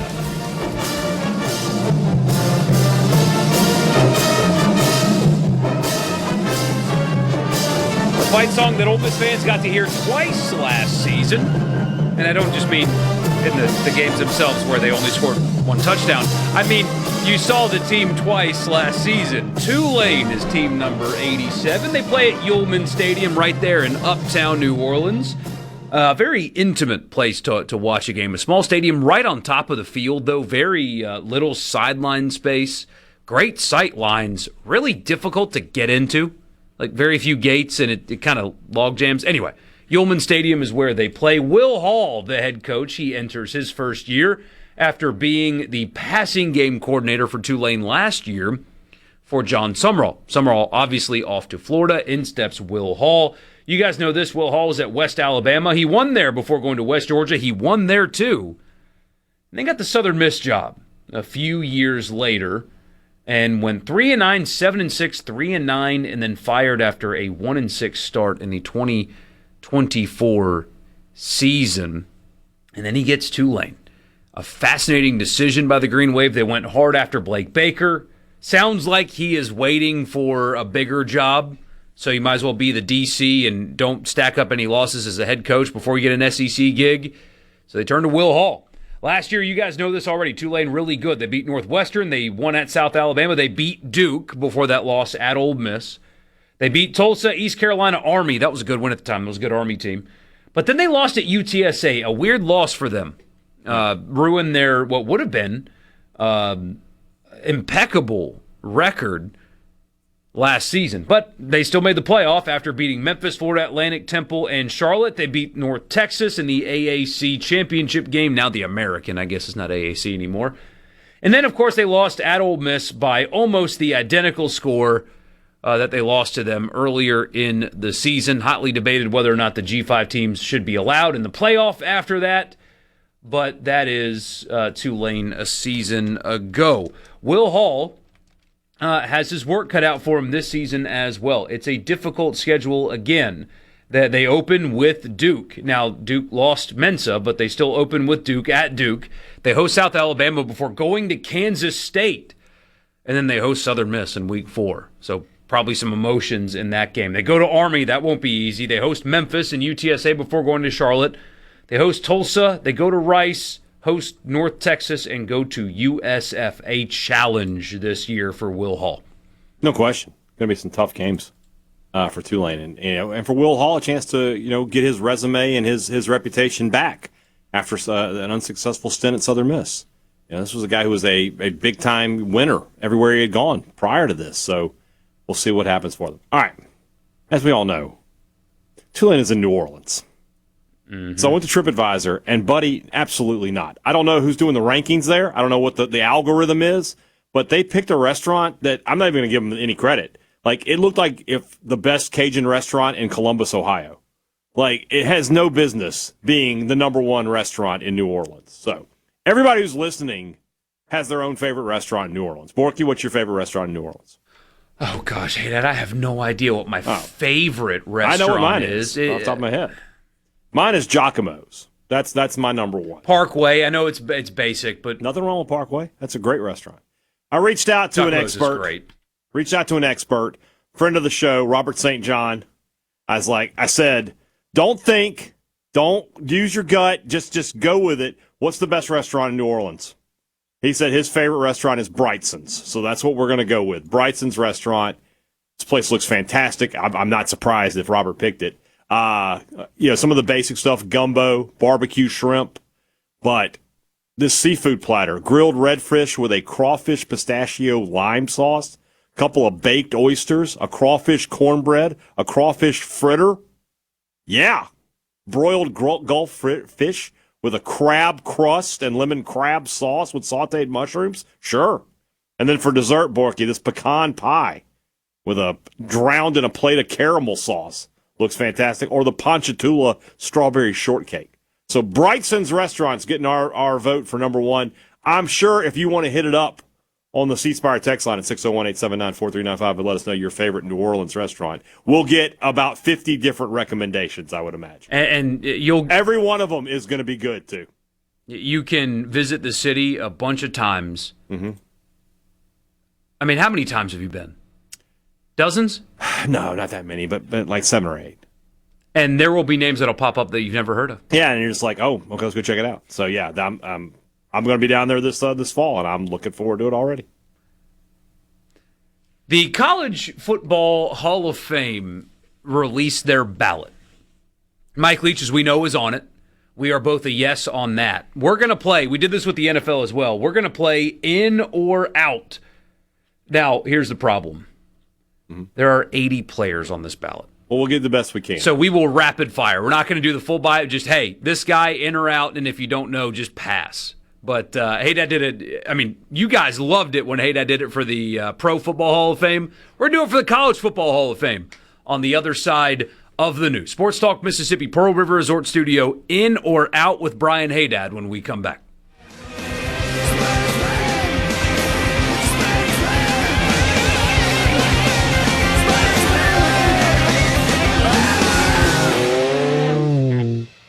Your home, Sports Talk Mississippi. Sports Talk Mississippi. You know I love sports. On Super Talk Mississippi.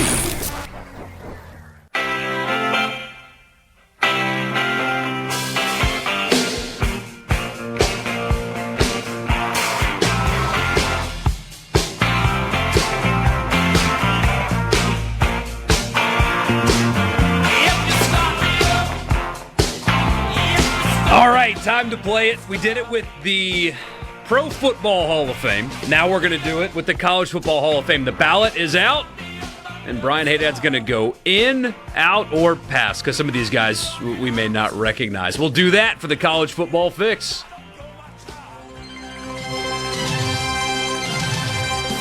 The College Football Fix is driven by your Mississippi Ford dealers. Built Ford Tough. That's what the best-selling truck in America is, the Ford F-150. If you're in the market right now, if you're looking to buy a new truck, there is literally only one place you should be looking. That's your Mississippi Ford dealers. Visit them today. Thank you for your attention to this matter. All right, here it is, 80 names. There's also coaches as well. I'll give you the name, the school, position, and years he was there. Number 1, Kevin Abrams, Syracuse defensive back, 94-96. Literally don't know who that is. Okay, so pass. Flozell Adams, Michigan State offensive tackle, 94-97. Really good player. I wouldn't say he's a Hall of Famer. Tavon Austin, so out. Official answer is out. I say out, yeah. Tavon Austin, West Virginia, all-purpose / wide receiver, 09-12. Tavon Austin is a Hall of Famer. Brad Banks, Iowa quarterback, 2001 and 2002. Why, what a good player. Not a Hall of Famer. Kenjon Barner, running back, Oregon, 09-12. No, not a Hall of Famer. Bernard Berrien, Fresno State, 99-01. Not a Hall of Famer. Luther Bradley, Notre Dame DB, here we go, Hadad, 1973, and also 75-77. No, don't know him. Who could forget the Luther Bradley years? Jeff Bragle, is that Bragle? A offensive guard from Southern Cal, 83-86? No. I'm going to say no. No or pass? I say no. It's not a Hall of Famer. Here's the thing. Like, these older players, if I don't know your name, what does that tell you? You haven't stood the test of time. Alex Brown, Florida, defensive lineman, 98 to 01. Hall of Famer. Cornell Brown, Virginia Tech, defensive lineman, 93 to 96. No. Antonio Bryant, Pittsburgh wide receiver from 99 to 01. Yes. And Rocky Kalmus, Oklahoma linebacker, 98 to 01. really good player. I'll put him in. Mark Carrier, USC safety, 87 to 89. Hall of Famer. Chris Carter, you guys know Chris Carter, Ohio State receiver, 84 to 86. Better pro, but we'll say yes. Kevin Carter, Florida defensive end, 91 to 94. He's in. Matt Cavanaugh, the Pittsburgh quarterback, from 75 to 77. Won a national title. Yeah, we'll put him in. Dallas Clark, the tight end from Iowa, 2000 to 02. Yeah, he was a good college football player. We can put him in. Adrian Claiborne, the defensive end from Iowa, 07 to 2010. No. Randall Cobb, the wide receiver from Kentucky, 08 to 10. No. He was awesome, though. Good player. Good player. But I'm with you. That's not Hall of Fame. Yeah. The tight end from Missouri, Chase Kaufman, 05 to 08. No. Stanford's offensive lineman, David DeCastro, 09 to 11. No. Rice's wide receiver, Jarrett Dillard, 05 to 08. Doesn't he have a bunch of records, or am I making that up? I don't know. I've never heard of the guy. So, no. Ken Dorsey, don't even need the rest. He's in. National championship quarterback. Elvis Dumerville, defensive end, Louisville, 02 Was really good in 05. college. Really good. Yeah, we'll say yes. Vaughn Dunbar, Indiana's running back, 1990 to 91. Former Saint. Yes, he's in. Was one of the best running backs in college football history. Troy Edwards, wide receiver, Louisiana Tech, 96 to 98. Caught like 145 passes in 1 year, didn't he? Something like that? Something like that. He's in. Bobby Ingram, Penn State wide receiver, 91, 93 to 95. Good football player. I wouldn't say Hall of Famer. Allen, is it Faneca. Faneca, thank you. Offensive guard, LSU. One of the greatest offensive linemen in the history of college football. Absolutely in. I was 3 when he played, so forgive me the pronunciation. Yeah. Member of the all-name team, DeBrickashaw Ferguson from Virginia, the offensive tackle. An elite offensive lineman. Yes, he's in. What a name that. I mean, come on. Yeah. LeVar Fisher, NC State linebacker, 98 to 01. No. Joe Garton, Colorado offensive guard, 87 to 90. No. Willie Gault, Tennessee receiver, 79 to 82. Better pro. No. Tony Gonzalez, Cal, tight end, 94 to 96. I'm going to say no for college. He was a great pro player, but he wasn't that great in college. He was also a basketball player in college. A guy that is like personifies his program, Melvin Gordon, Wisconsin running back, 11 to 14. One of the all-time greats. Yes, he's in. Deion Grant, Tennessee safety, 97 to 99. Elite player in college, yes. RG3. Oh, 100%. Won the Heisman. Heisman Trophy winner. Casey Hampton, defensive tackle from Texas, played from 98 to 2000. Good player, no. Kevin Hardy, Illinois linebacker, 92 to 95. Elite player, yes. Is it Leotis Harris, offensive guard from Arkansas, 74 to 77? No.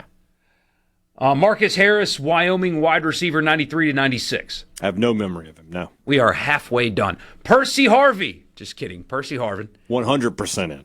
Florida wide receiver. A.J. Hawk, Ohio State. Yes, in. How about this one? Josh Heupel, quarterback, Oklahoma. Heisman Trophy winner, right? National champion. Yes, he's in. Pittsburgh running back Craig Hayward from 86 to 87. Ironhead Hayward's not already in. Put him in. He is not already in. Sebastian Janikowski kicked at Florida State, if you don't remember. Yes, he's in. Barrett Jones, offensive lineman, Alabama, 09 to 12. Like a 3-time All-SEC player and an All-American. Yeah, put him in. Robert Jones, linebacker, ECU, 88 to 91. No. Ryan Kerrigan, Purdue defensive end, 07 to 10. Elite player in college. Put him in. Ed King, Auburn offensive guard, 88 to 90. Really good player. Yeah, put him in. Rick Leach, Michigan quarterback, 75 to 78. No. Ryan Leaf is on the ballot. Ryan Leaf is a college football Hall of Famer. Yes. John Lee, UCLA's kicker, 82 to 85. Nope. Andy Levitree. No, I don't know who that is. Oregon State offensive lineman, 05 to 08. No. Greg Lewis, Washington running back, 87 to 90. Really good, but I'm going to say no. Marshawn Lynch on the ballot. 100% in. Great college football player. Tyler, is it Matkovich. I don't know. Temple's linebacker, 12 to 15. No. Bruce Matthews, guard from USC, 79 He's not to 82. in. He Put is him not in. Colt McCoy, also on the ballot. 100% in. Yeah. Carlton McDonald, Air Force DB from 89 to 92. Really good player. Yeah, put him in. Ray Mickens, Texas A&M's defensive back from 92 to 95. Yeah, no. Heath Miller, Virginia tight end, 02 to 04. No, better pro. New Orleans Saints head coach Kellen Moore is on the 100% ballot. in. 100% in. Boise State, obviously. Cam Newton on the ballot. 1 year in. Doesn't matter. Put him at the front of the museum. First thing you see when you walk in. If you have this guy, you win national title. Ken Norton Jr., UCLA linebacker, 84 to 87. Yeah, sure. Michael Oher on the list. Now, is he actually on the list, or is this like a story? Where... So he is actually on the list. Oh, he did, in fact, play football. And all the other stuff. College Football Hall of Fame. He's a first-team All-American. That's the thing about this thing. All of these guys were a unanimous All-American. Or, I'm sorry, or at least a first-team All-American somewhere. Or I'm going to say no. But then, you know what? Never mind. I'm going to put him in because of the whole blindside thing. It does help. The cachet does help. It does help. Despite the fact that it was completely fabricated. I mean, not completely. He did live with them, but the other details. It was mostly fabricated. He is a real person. He did exist, yeah. He did exist. Details fill in how you'd like, I suppose. Russell, is it Okung? Oklahoma State? Yeah. Offensive lineman, 06 to 09. Good player, I'll say no, though. LSU's Patrick Peterson on the ballot. 100% in. Elite player. Dennis Pitta, BYU tight end, 07 to 09. I remember the name, but no. How about another great name? Antoine Randall L., Indiana quarterback on the ballot. Absolutely in. An electrifying player to watch. Simeon Rice, Illinois linebacker. A dominant defensive player. Yes, he's in. How about this one? Riverboat Ron Rivera, linebacker from USC. Cal. Oh, I thought he was USC. I don't remember his college football career. I'm going to say no. D'Amico Ryans, Alabama. Yes. Richard Seymour, defensive tackle, Georgia. Yes. Terrell Suggs, Arizona State, defensive end. Ball so hard, University, yes. Man, we got a lot of good ones at the end. Aqib Talib, Kansas defensive back. Yes. Manti Te'o, Notre Dame linebacker. And also the story.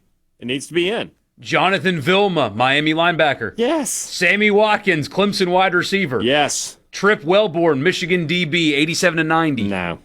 And then Donnell Wolford, Clemson defensive back, 85 to 88. Yes. That's a lot of yeses in there, but man, I mean, put them in. What can you say? That is your players on the ballot, and in or out with Hadad. We'll do coaches when we come back. Sports Talk Mississippi. Don't go anywhere.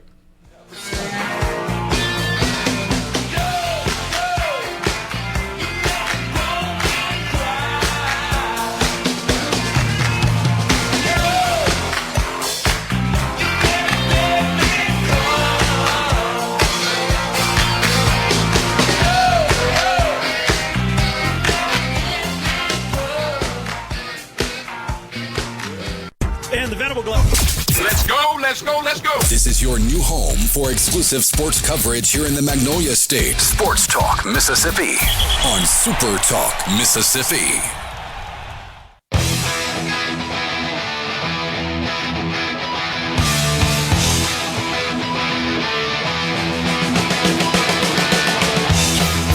A few of your messages on the C Spire text line. Vilma and that whole Miami team need to go in as a group and individually. I don't disagree. Especially, there needs to be a button in the exhibit, though, where you push it and it plays that Greg Olson rap song. Something like that, yeah.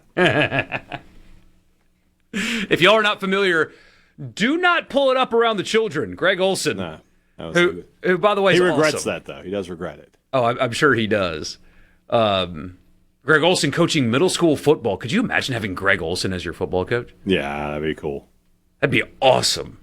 He and some of his teammates recorded a very vulgar rap song on their dorm floor, and it got out all the way to, pardon the interruption, had a whole segment about how awful this rap song is that the Miami football players created. Good times. Somebody says you whiffed on Willie Gault. Well, if you say so. A lot of yes or no's here on the text line. Let's look at the coaches, though. Jim Carlin, West Virginia, Texas Tech, and South Carolina, has a win percentage at 60. Most of these guys do. It's just not a name I'm familiar with, though, so I'm going to say no. So, Hadad, he coached from 66 to 81. His South Carolina years were from 75 to 81. Okay. I don't know anything about him either, and I lived in the state of South Carolina for a while. That tells you all you need to know. His South Carolina teams were just okay. I mean, 7-5, 6-5, 5-7, 5-5, 8-4, 8-4, 6-6. Mm. And his 1, 2, 3, 4, 5, 6, 7, 8, 9, 10, 11, 12, 13, 14, 15, 16. In 17 seasons of coaching, he won double-digit games twice. 10-1 at West Virginia in 69 and 11-1 at Texas Tech in 73. That's it. Nice. Next up, Pete Cawthorn Sr., Austin College in Texas. Not Boston College, but Austin College. And then was at Texas Tech for a decade from 30 to 40. I mean, I don't know anything about him. So I got to say no just because based on my experiences here. I just don't know anything about the guy. Larry Coker, head coach at Miami from 01 to 06, and then did a pretty good job at UTSA as well. No. You say no to Larry Coker. No, he was handed the keys to the kingdom at Miami and completely botched it. You don't think... won a national title, and then the program fell off for 2 decades. I say no. Larry Coker at Miami, when they were in the Big East, he went 12-0, 12-1, 11-2. And then 9-3 after joining the ACC, 9-3, 9-3, 7-6. And then at UTSA, he went 26-32. But that was a program just getting started. He did a good job there, all things considered. But okay, you're a no. Interesting. Yeah. Dennis Francione. No, God no. Although he was awesome at Pittsburgh State, but the way that Alabama and A&M tenure went for him, I got to say no. Okay, this is kind of embarrassing. Ralph Friedgen, is that how you say his last name? He's at Maryland. Fridge, yeah. No, though, not a Hall of Famer. No. This one we've already debated. Well, not necessarily debated. There's no debate to be had here. Mike Leach. Mike Leach is in. Easy call. Darryl Rogers. He was at Cal State, East Bay, Fresno State, San Jose State, Michigan State, and Arizona State. I don't know enough about him. His Arizona State tenure ended in 84 for a time reference for you. No, I'm going to say no. The next one, how about this, guys? Jackie Sherrill. Obviously was at Washington State, Pitt, A&M, and, of course, Mississippi State for a long time. Was awesome at Pitt, won a lot of games at A&M, turned Mississippi State's program around. I'm going to say yes. And then last but not least, Senator Tommy Tuberville, College Football Hall of Famer. No. You don't think so? I mean, I'm not going to argue with you. No. Did he ever win a championship? Did he ever win the SEC even?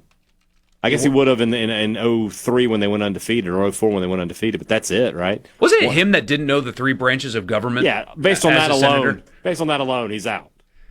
Like, dude, they learned that in elementary school, Senator Tuberville. You got to get on that. You got to know what the branches are. Yeah. I hate that you have to scroll down to his U.S. Senate record before you get to his head coaching record. Mm-hmm. I mean, he did go 13-0 in 04 at Auburn, and they got snubbed from the BCS championship game because the system was garbage back then. Yeah, I know, but no. I'm saying no.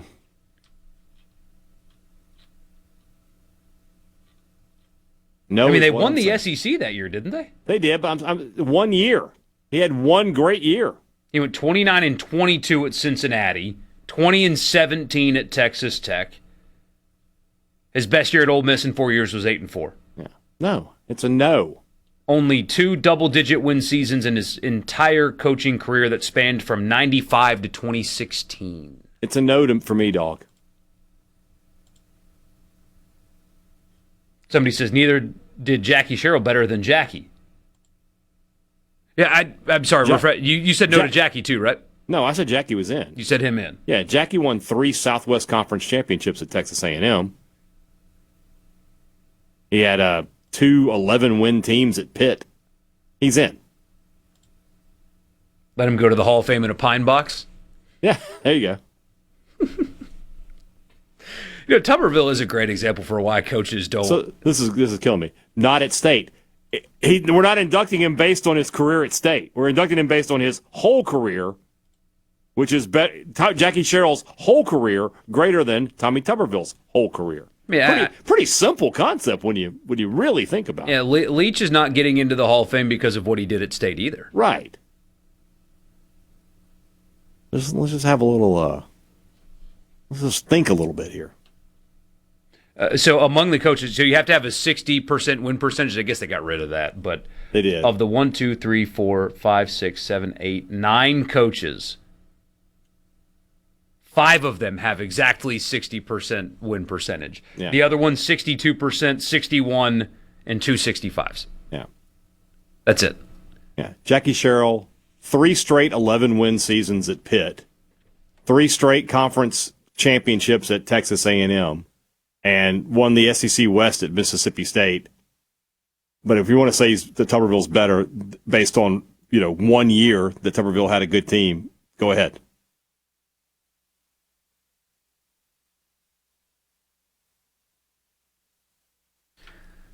I don't know. I don't know if I should ask this question or not. Go ahead. Let's pretend that Lane Kiffin does not win a national championship at LSU, but he has a good run similar-ish to the one that he had in Oxford, but it flames out because that's what's going to happen to him. Does he get on the ballot, and what is the response to him getting on the ballot? Throw one SEC championship in there. So lot of double-digit win seasons, makes the playoffs, never wins a national championship, though. You're telling me that in the next 6 years, LSU wins. How many games did Kiffin win? So, 50 games in 5 years at LSU. One of those seasons ended with a win in Atlanta. Okay. So they go to the play. So they're in the playoff in that situation. Most years, especially since we're going to go to 24. He's in. You think so? Yeah. I mean, yeah. He would be his record as a head coach would be something. He would have 10-win seasons at USC, Ole Miss, and LSU in that scenario. Would have had multiple playoff appearances. Yeah, he's 100% in. Although, hold on. Each nominee's football achievements in college are of prime consideration. His record as a citizen is also weighed. Oh, wait, never mind. He must have proven himself worthy as a citizen, carrying the ideals of football forward into his relations with the community. He doesn't know the branches of government. It's part of being a citizen. They ask you that on the test. Tuberville has no shot here. He's out.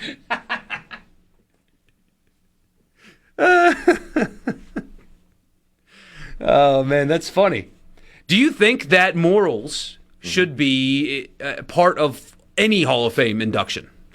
No, because here's the thing. You can put it on the plaque. Like O.J. Simpson's in. He hasn't been removed from the Hall of Fame, has he? I do not know that answer, to tell you the truth. I'm pretty sure he has not. So, yeah, they can put it on the plaque. If you want to put that, I've said for many years the Baseball Hall of Fame should just have a wing called the steroid era. And you induct the players, and then you talk about it out loud. Like, hey, this is what was going on. And then they changed the game. They changed the rules. They started enforcing the rules, things like that. But it's a Hall of Fame. The best players and the best coaches need to be in it. I tend to agree. I do think people that may not have the best career, but were widely considered really good people that impacted the game, should get weight considered in. Mm-hmm. I don't think it should be what knocks you out, but I do think it could and should be what could get somebody in. This may not be the best example, just off the top of my head. Do you think Mark Richt is a Hall of Famer? Maybe not, but I don't know. Somebody that is widely respected as him, maybe he deserves to be immortalized in a place like that, Mm-hmm. But also a guy on Twitter called me lame for thinking that we shouldn't taunt opponents. So, maybe I'm not the right guy to have that take. We'll be back.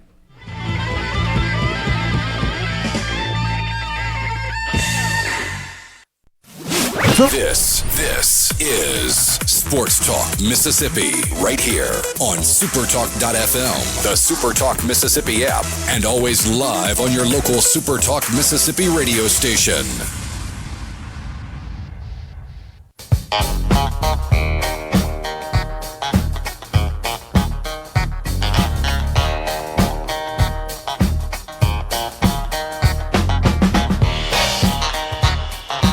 I got to read this. Okay. Because it's just, some of y'all need some help. We're talking about the Hall of Fame thing, and I mentioned that, you asked about morals, and I said, well, O.J. Simpson is in. And this guy says, O.J. has to be out. He can't be in. I was like, he's been in these Hall of Fames for years. Yeah, well, Pete Rose hasn't, and you agree with that? And I said, no, I don't agree with that. I think he should be in. Me too, which is why O.J. doesn't get special treatment. Well, he was already inducted before he committed any crimes. And my guy comes back with, Hitler was a good leader, but do you think he deserves to be in the Hall of Fame? Me neither. What? What just happened? Oh, you like dogs? Oh. Hitler had a dog. Hitler had a dog? I love that so much. You know who had a dog? Genghis Khan. What is going on? Some of y'all need real deep therapy. My guy came in with Hitler. He nailed it. I don't know what you're talking about. I guess, man. Jeez Louise. We did get this question. It's a good question. We already know that 2 SEC teams are guaranteed to go down, and the 2 super regionals that we cover right here. Right. Either Auburn or Ole Miss or Georgia or Mississippi State are going home. Mm-hmm. He says, among the other regionals that feature an SEC team, so you've got Austin with Oregon going to Texas, mm-hmm. Tuscaloosa with St. John's, good break for the Tide going to Athens, mm-hmm. and Oklahoma and Lawrence, Kansas. Which one do you think is most likely to lose? Alabama, Oklahoma. It's Oklahoma, right? It's got to be. On the road in Lawrence, Kansas was impressive last weekend. Yeah, but they could win that. They could win that regional. Yeah, probably Oklahoma, but I won't be totally surprised if they win. What are there 7 SEC teams that can? How many teams? There's 7, but 5 can advance, or 4 can advance. 5 can advance. Texas, Alabama, Oklahoma, and then the 2. Okay. I won't be surprised if there's 5. 5 of the 8 are SEC teams. Texas is the favorite. Alabama's the favorite. Mm-hmm. Obviously, an SEC team is the favorite in 2 of them. Right, and then so there's 4 as the favorites. Right. And can Kansas do it 2 weeks in a row? Again, they were impressive, but yeah, I'm sure they'll be favored, but I don't know. A lot of people have pointed this out. If Ole Miss wins the Super Regional, their side of the Omaha bracket. Now, don't get me wrong, North Carolina, good team. But it features West Virginia, Cal Poly, Troy, Little Rock, and Southern Cal on that side of the Omaha bracket if they can get there. They got a great chance, yeah. For State, if they get through, I mean, I guess in theory St. John's can get there. St. John's the lowest ranked team remaining, aren't they? They were 123, I think, in the RPI, something like that. That sounds right, yeah. But State would, in theory, have it's Texas, Alabama, Oklahoma, all on that side. Kansas, the host, on that side. Oregon, a quality ball club on that side. That side of the bracket's more difficult than the other one, for sure. Yeah, 100%. What do you think is going to happen? I know we got a long way. No picks till Friday. Mm-hmm.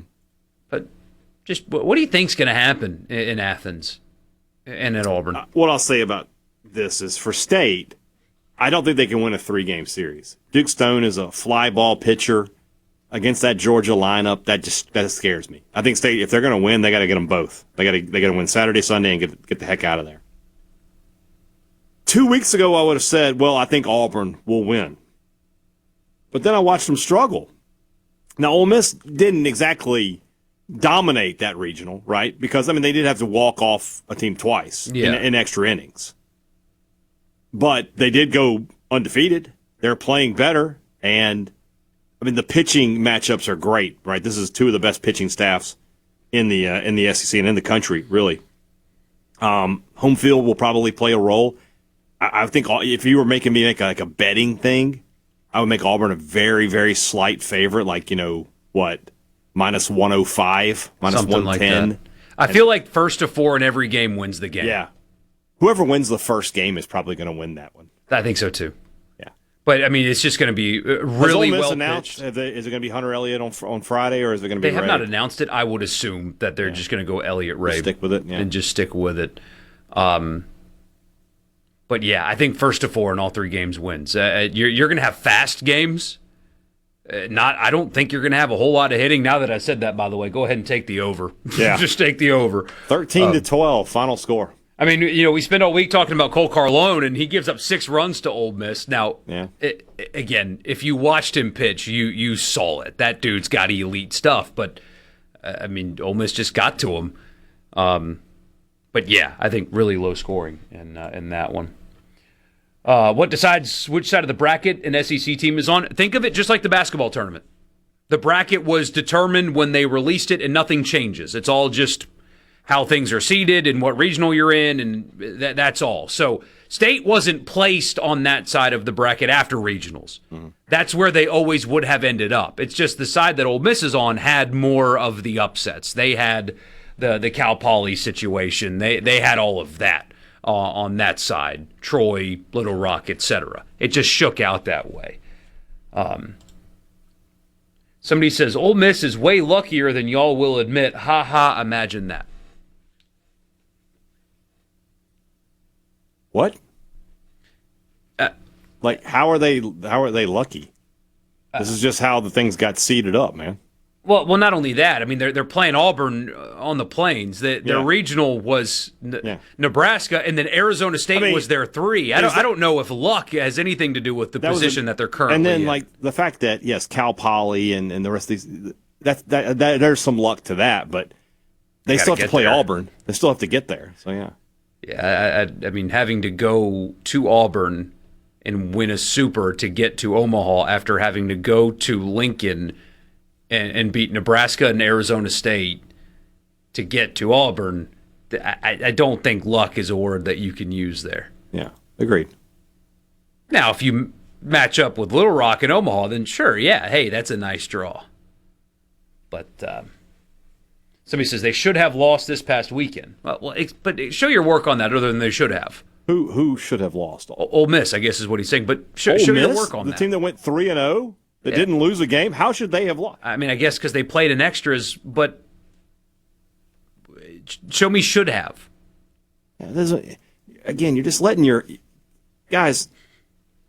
We gotta have some common sense in this world, right? Like if Ole Miss had come out of the losers bracket, and somebody had a couple injuries or something, yeah, I get what you're saying, but they went 3-0. They didn't lose a game. They beat the number 1 seed. They didn't skip them. It's not like a situation where I'm trying to think of an example here. Who didn't have to play the 1 seed but advanced? Like Cal Poly. Cal Poly did not play UCLA. That's crazy. In the regional, right? They played St. Mary's. So that's getting lucky. Like Ole Miss beat Nebraska. They beat the home team. There's nothing lucky about that. And they beat Cole Carlone. Yeah. A guy that's going to be a first-round draft pick. Possibly a top 15 pick. Maybe even a top 10 pick. Yeah. You don't get lucky when you score 6 runs on that guy. Yeah. Somebody says one thing's for sure. Some dogs are advancing. That's is very true. There's a good chance a Trojan advances too, right? You got 3 of them, right? One's guaranteed. Yeah, that's right. Arkansas Little Rock is the Trojans, aren't they? Yep. All 3 Trojans in Division I sports are in the Super Regionals. There you go. Somebody says, State always gets the shaft, can't catch a break, man. How much stock do you put into it's really hard to beat a team 6 times in a year thing? I put some stock into it, for sure. I mean, I was talking about that earlier. You think about it as in terms of a best of 7, right? State could go 2-5, but can go to the College World Series. All right, so there's a lot. State has no pressure on them. They just go out there and play baseball. All of the pressure is on Georgia, in my opinion. Yes. Absolutely. Just need a big start from Valinkis. I mean, breaking news, more at 11. Your starting pitcher needs to have a really good start, but you got to have great starts from Valinkis and then again from McPherson. And Georgia hasn't seen him yet. Yeah. And he'll start game 2, right? They haven't announced it yet, but yeah, because it just makes sense, right? That way you don't have to move anybody. Valinkis pitched on Saturday last week. McPherson pitched on Sunday last week. You're moving Stone, but he's getting extra rest. You're not moving somebody up to get less rest. You're moving somebody back to get an extra 2 days of rest. Mm-hmm. So, and especially with the element of, of course there are scouting reports and film and all that, but it's different when you actually get to see the guy. Right. Good stuff. Sports Talk Mississippi. We'll wrap the show up with you next on this Thunder and Lightning Wednesday.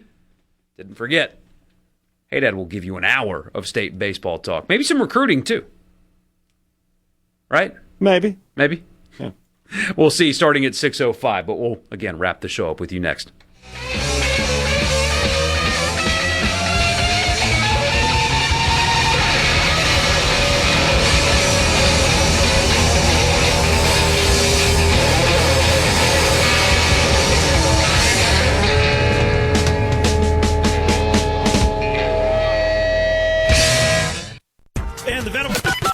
You can be a part of Sports Talk Mississippi. 888-808-8637 on Super Talk Mississippi.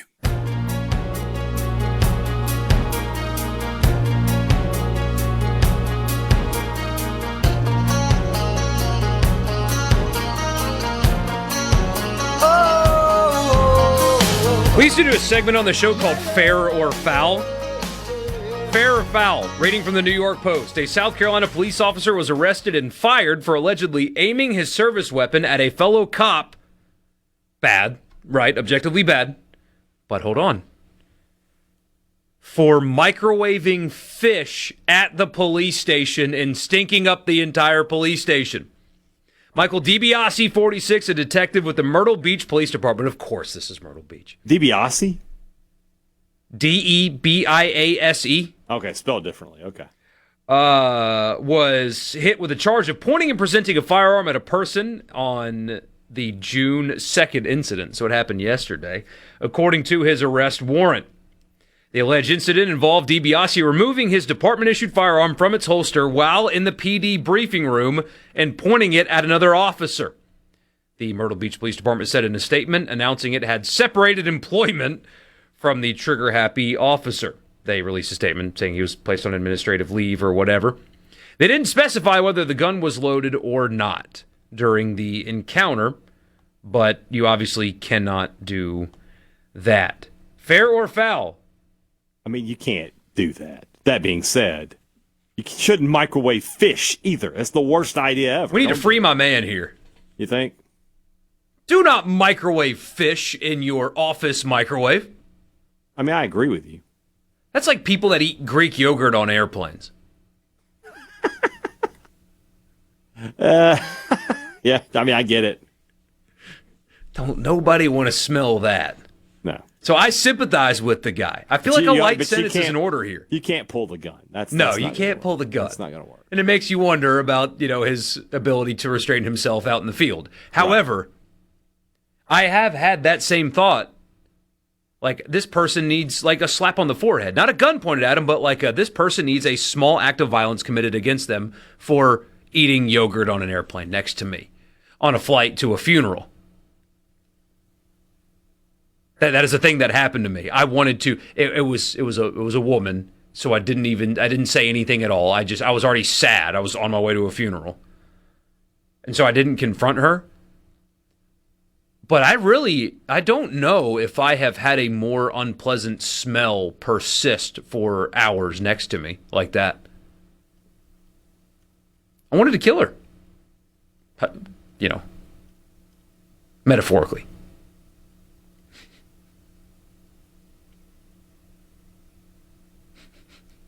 I get it. I understand it. I got something else for you now. Okay. You remember Elijah Holyfield? I do. Georgia running back, son of course, the legendary Evander Holyfield. Made his pro wrestling debut this week. He is now in the WWE. He's a part of their developmental program. And, we talked about Scott Steiner's son who's playing for the Saints. Scott Steiner's nephew is a superstar in WWE. He had a cup of coffee with the Ravens. Now we've got another one. So this guy is the son of the former world heavyweight champion, a former 4-star running back who played at the University of Georgia, and now is moving into. You got to know the athleticism is off the charts with this guy. So I'm interested to see how he does. Oh, no doubt. That's really cool, though. Yeah, it is. I don't know if I Does should. Greek yogurt really smell that bad? It's got a funk to it, yeah. On an airplane, yes, because it doesn't go anywhere. It just persists. And then, she didn't eat all of it and just had it sitting out there for the entire duration of the flight. Like, it was just sitting there. She pulled it out, on the ascent. And then it just sat there from the flight from Atlanta to Detroit. Just sat there next to me. Yeah, it was bad. I don't know if I should read this text or not, but you send it in. It said, my daughter-in-law pretty much got fired because she complained about her coworkers cooking shrimp and fish in the break room at a local bank in the state. I actually called to complain about it, pretending I was a customer that day, but they saw who I was and put 2 and 2 together, and she ended up getting fired over it. Oh. Well. I sure hope that you provided her some financial stability while she sought employment elsewhere after that. That's funny. Oh, man. We got people out here putting fish in the microwave. Guys, we got to stop. You can't do that. Fish is something you just got to eat it. And if you leave the restaurant and you still got fish on your plate, it's got to stay. There is no such thing as fish left over. I guess you could heat it up in the oven. You might be okay there. Yeah, but you got to be really careful with that. You got to be careful. Just eat your seafood at the restaurant, and if there's any left over, I'm sorry. Or just give it to the cat when you get home. One of the two. Somebody said that's what tasers are for. Yeah, well, you shouldn't taste people. That's not a whole lot better. Sometimes it's earned, though. I mean, I get it. What's coming up on Thunder and Lightning after the news? Oh, I don't know. Let's talk some Mississippi State sports. What do you think? Talk a little regional. Talk about what? Super regional? Oh, God, I thought I was going to sneeze there for a second. Regional and super regional. Plus some football talk. And basketball made an assistant coaching hire I find interesting. We'll talk about that coming up in just a few minutes on Thunder and Lightning. You'll get more of Hadad after the news. See you guys tomorrow at 3. Good night.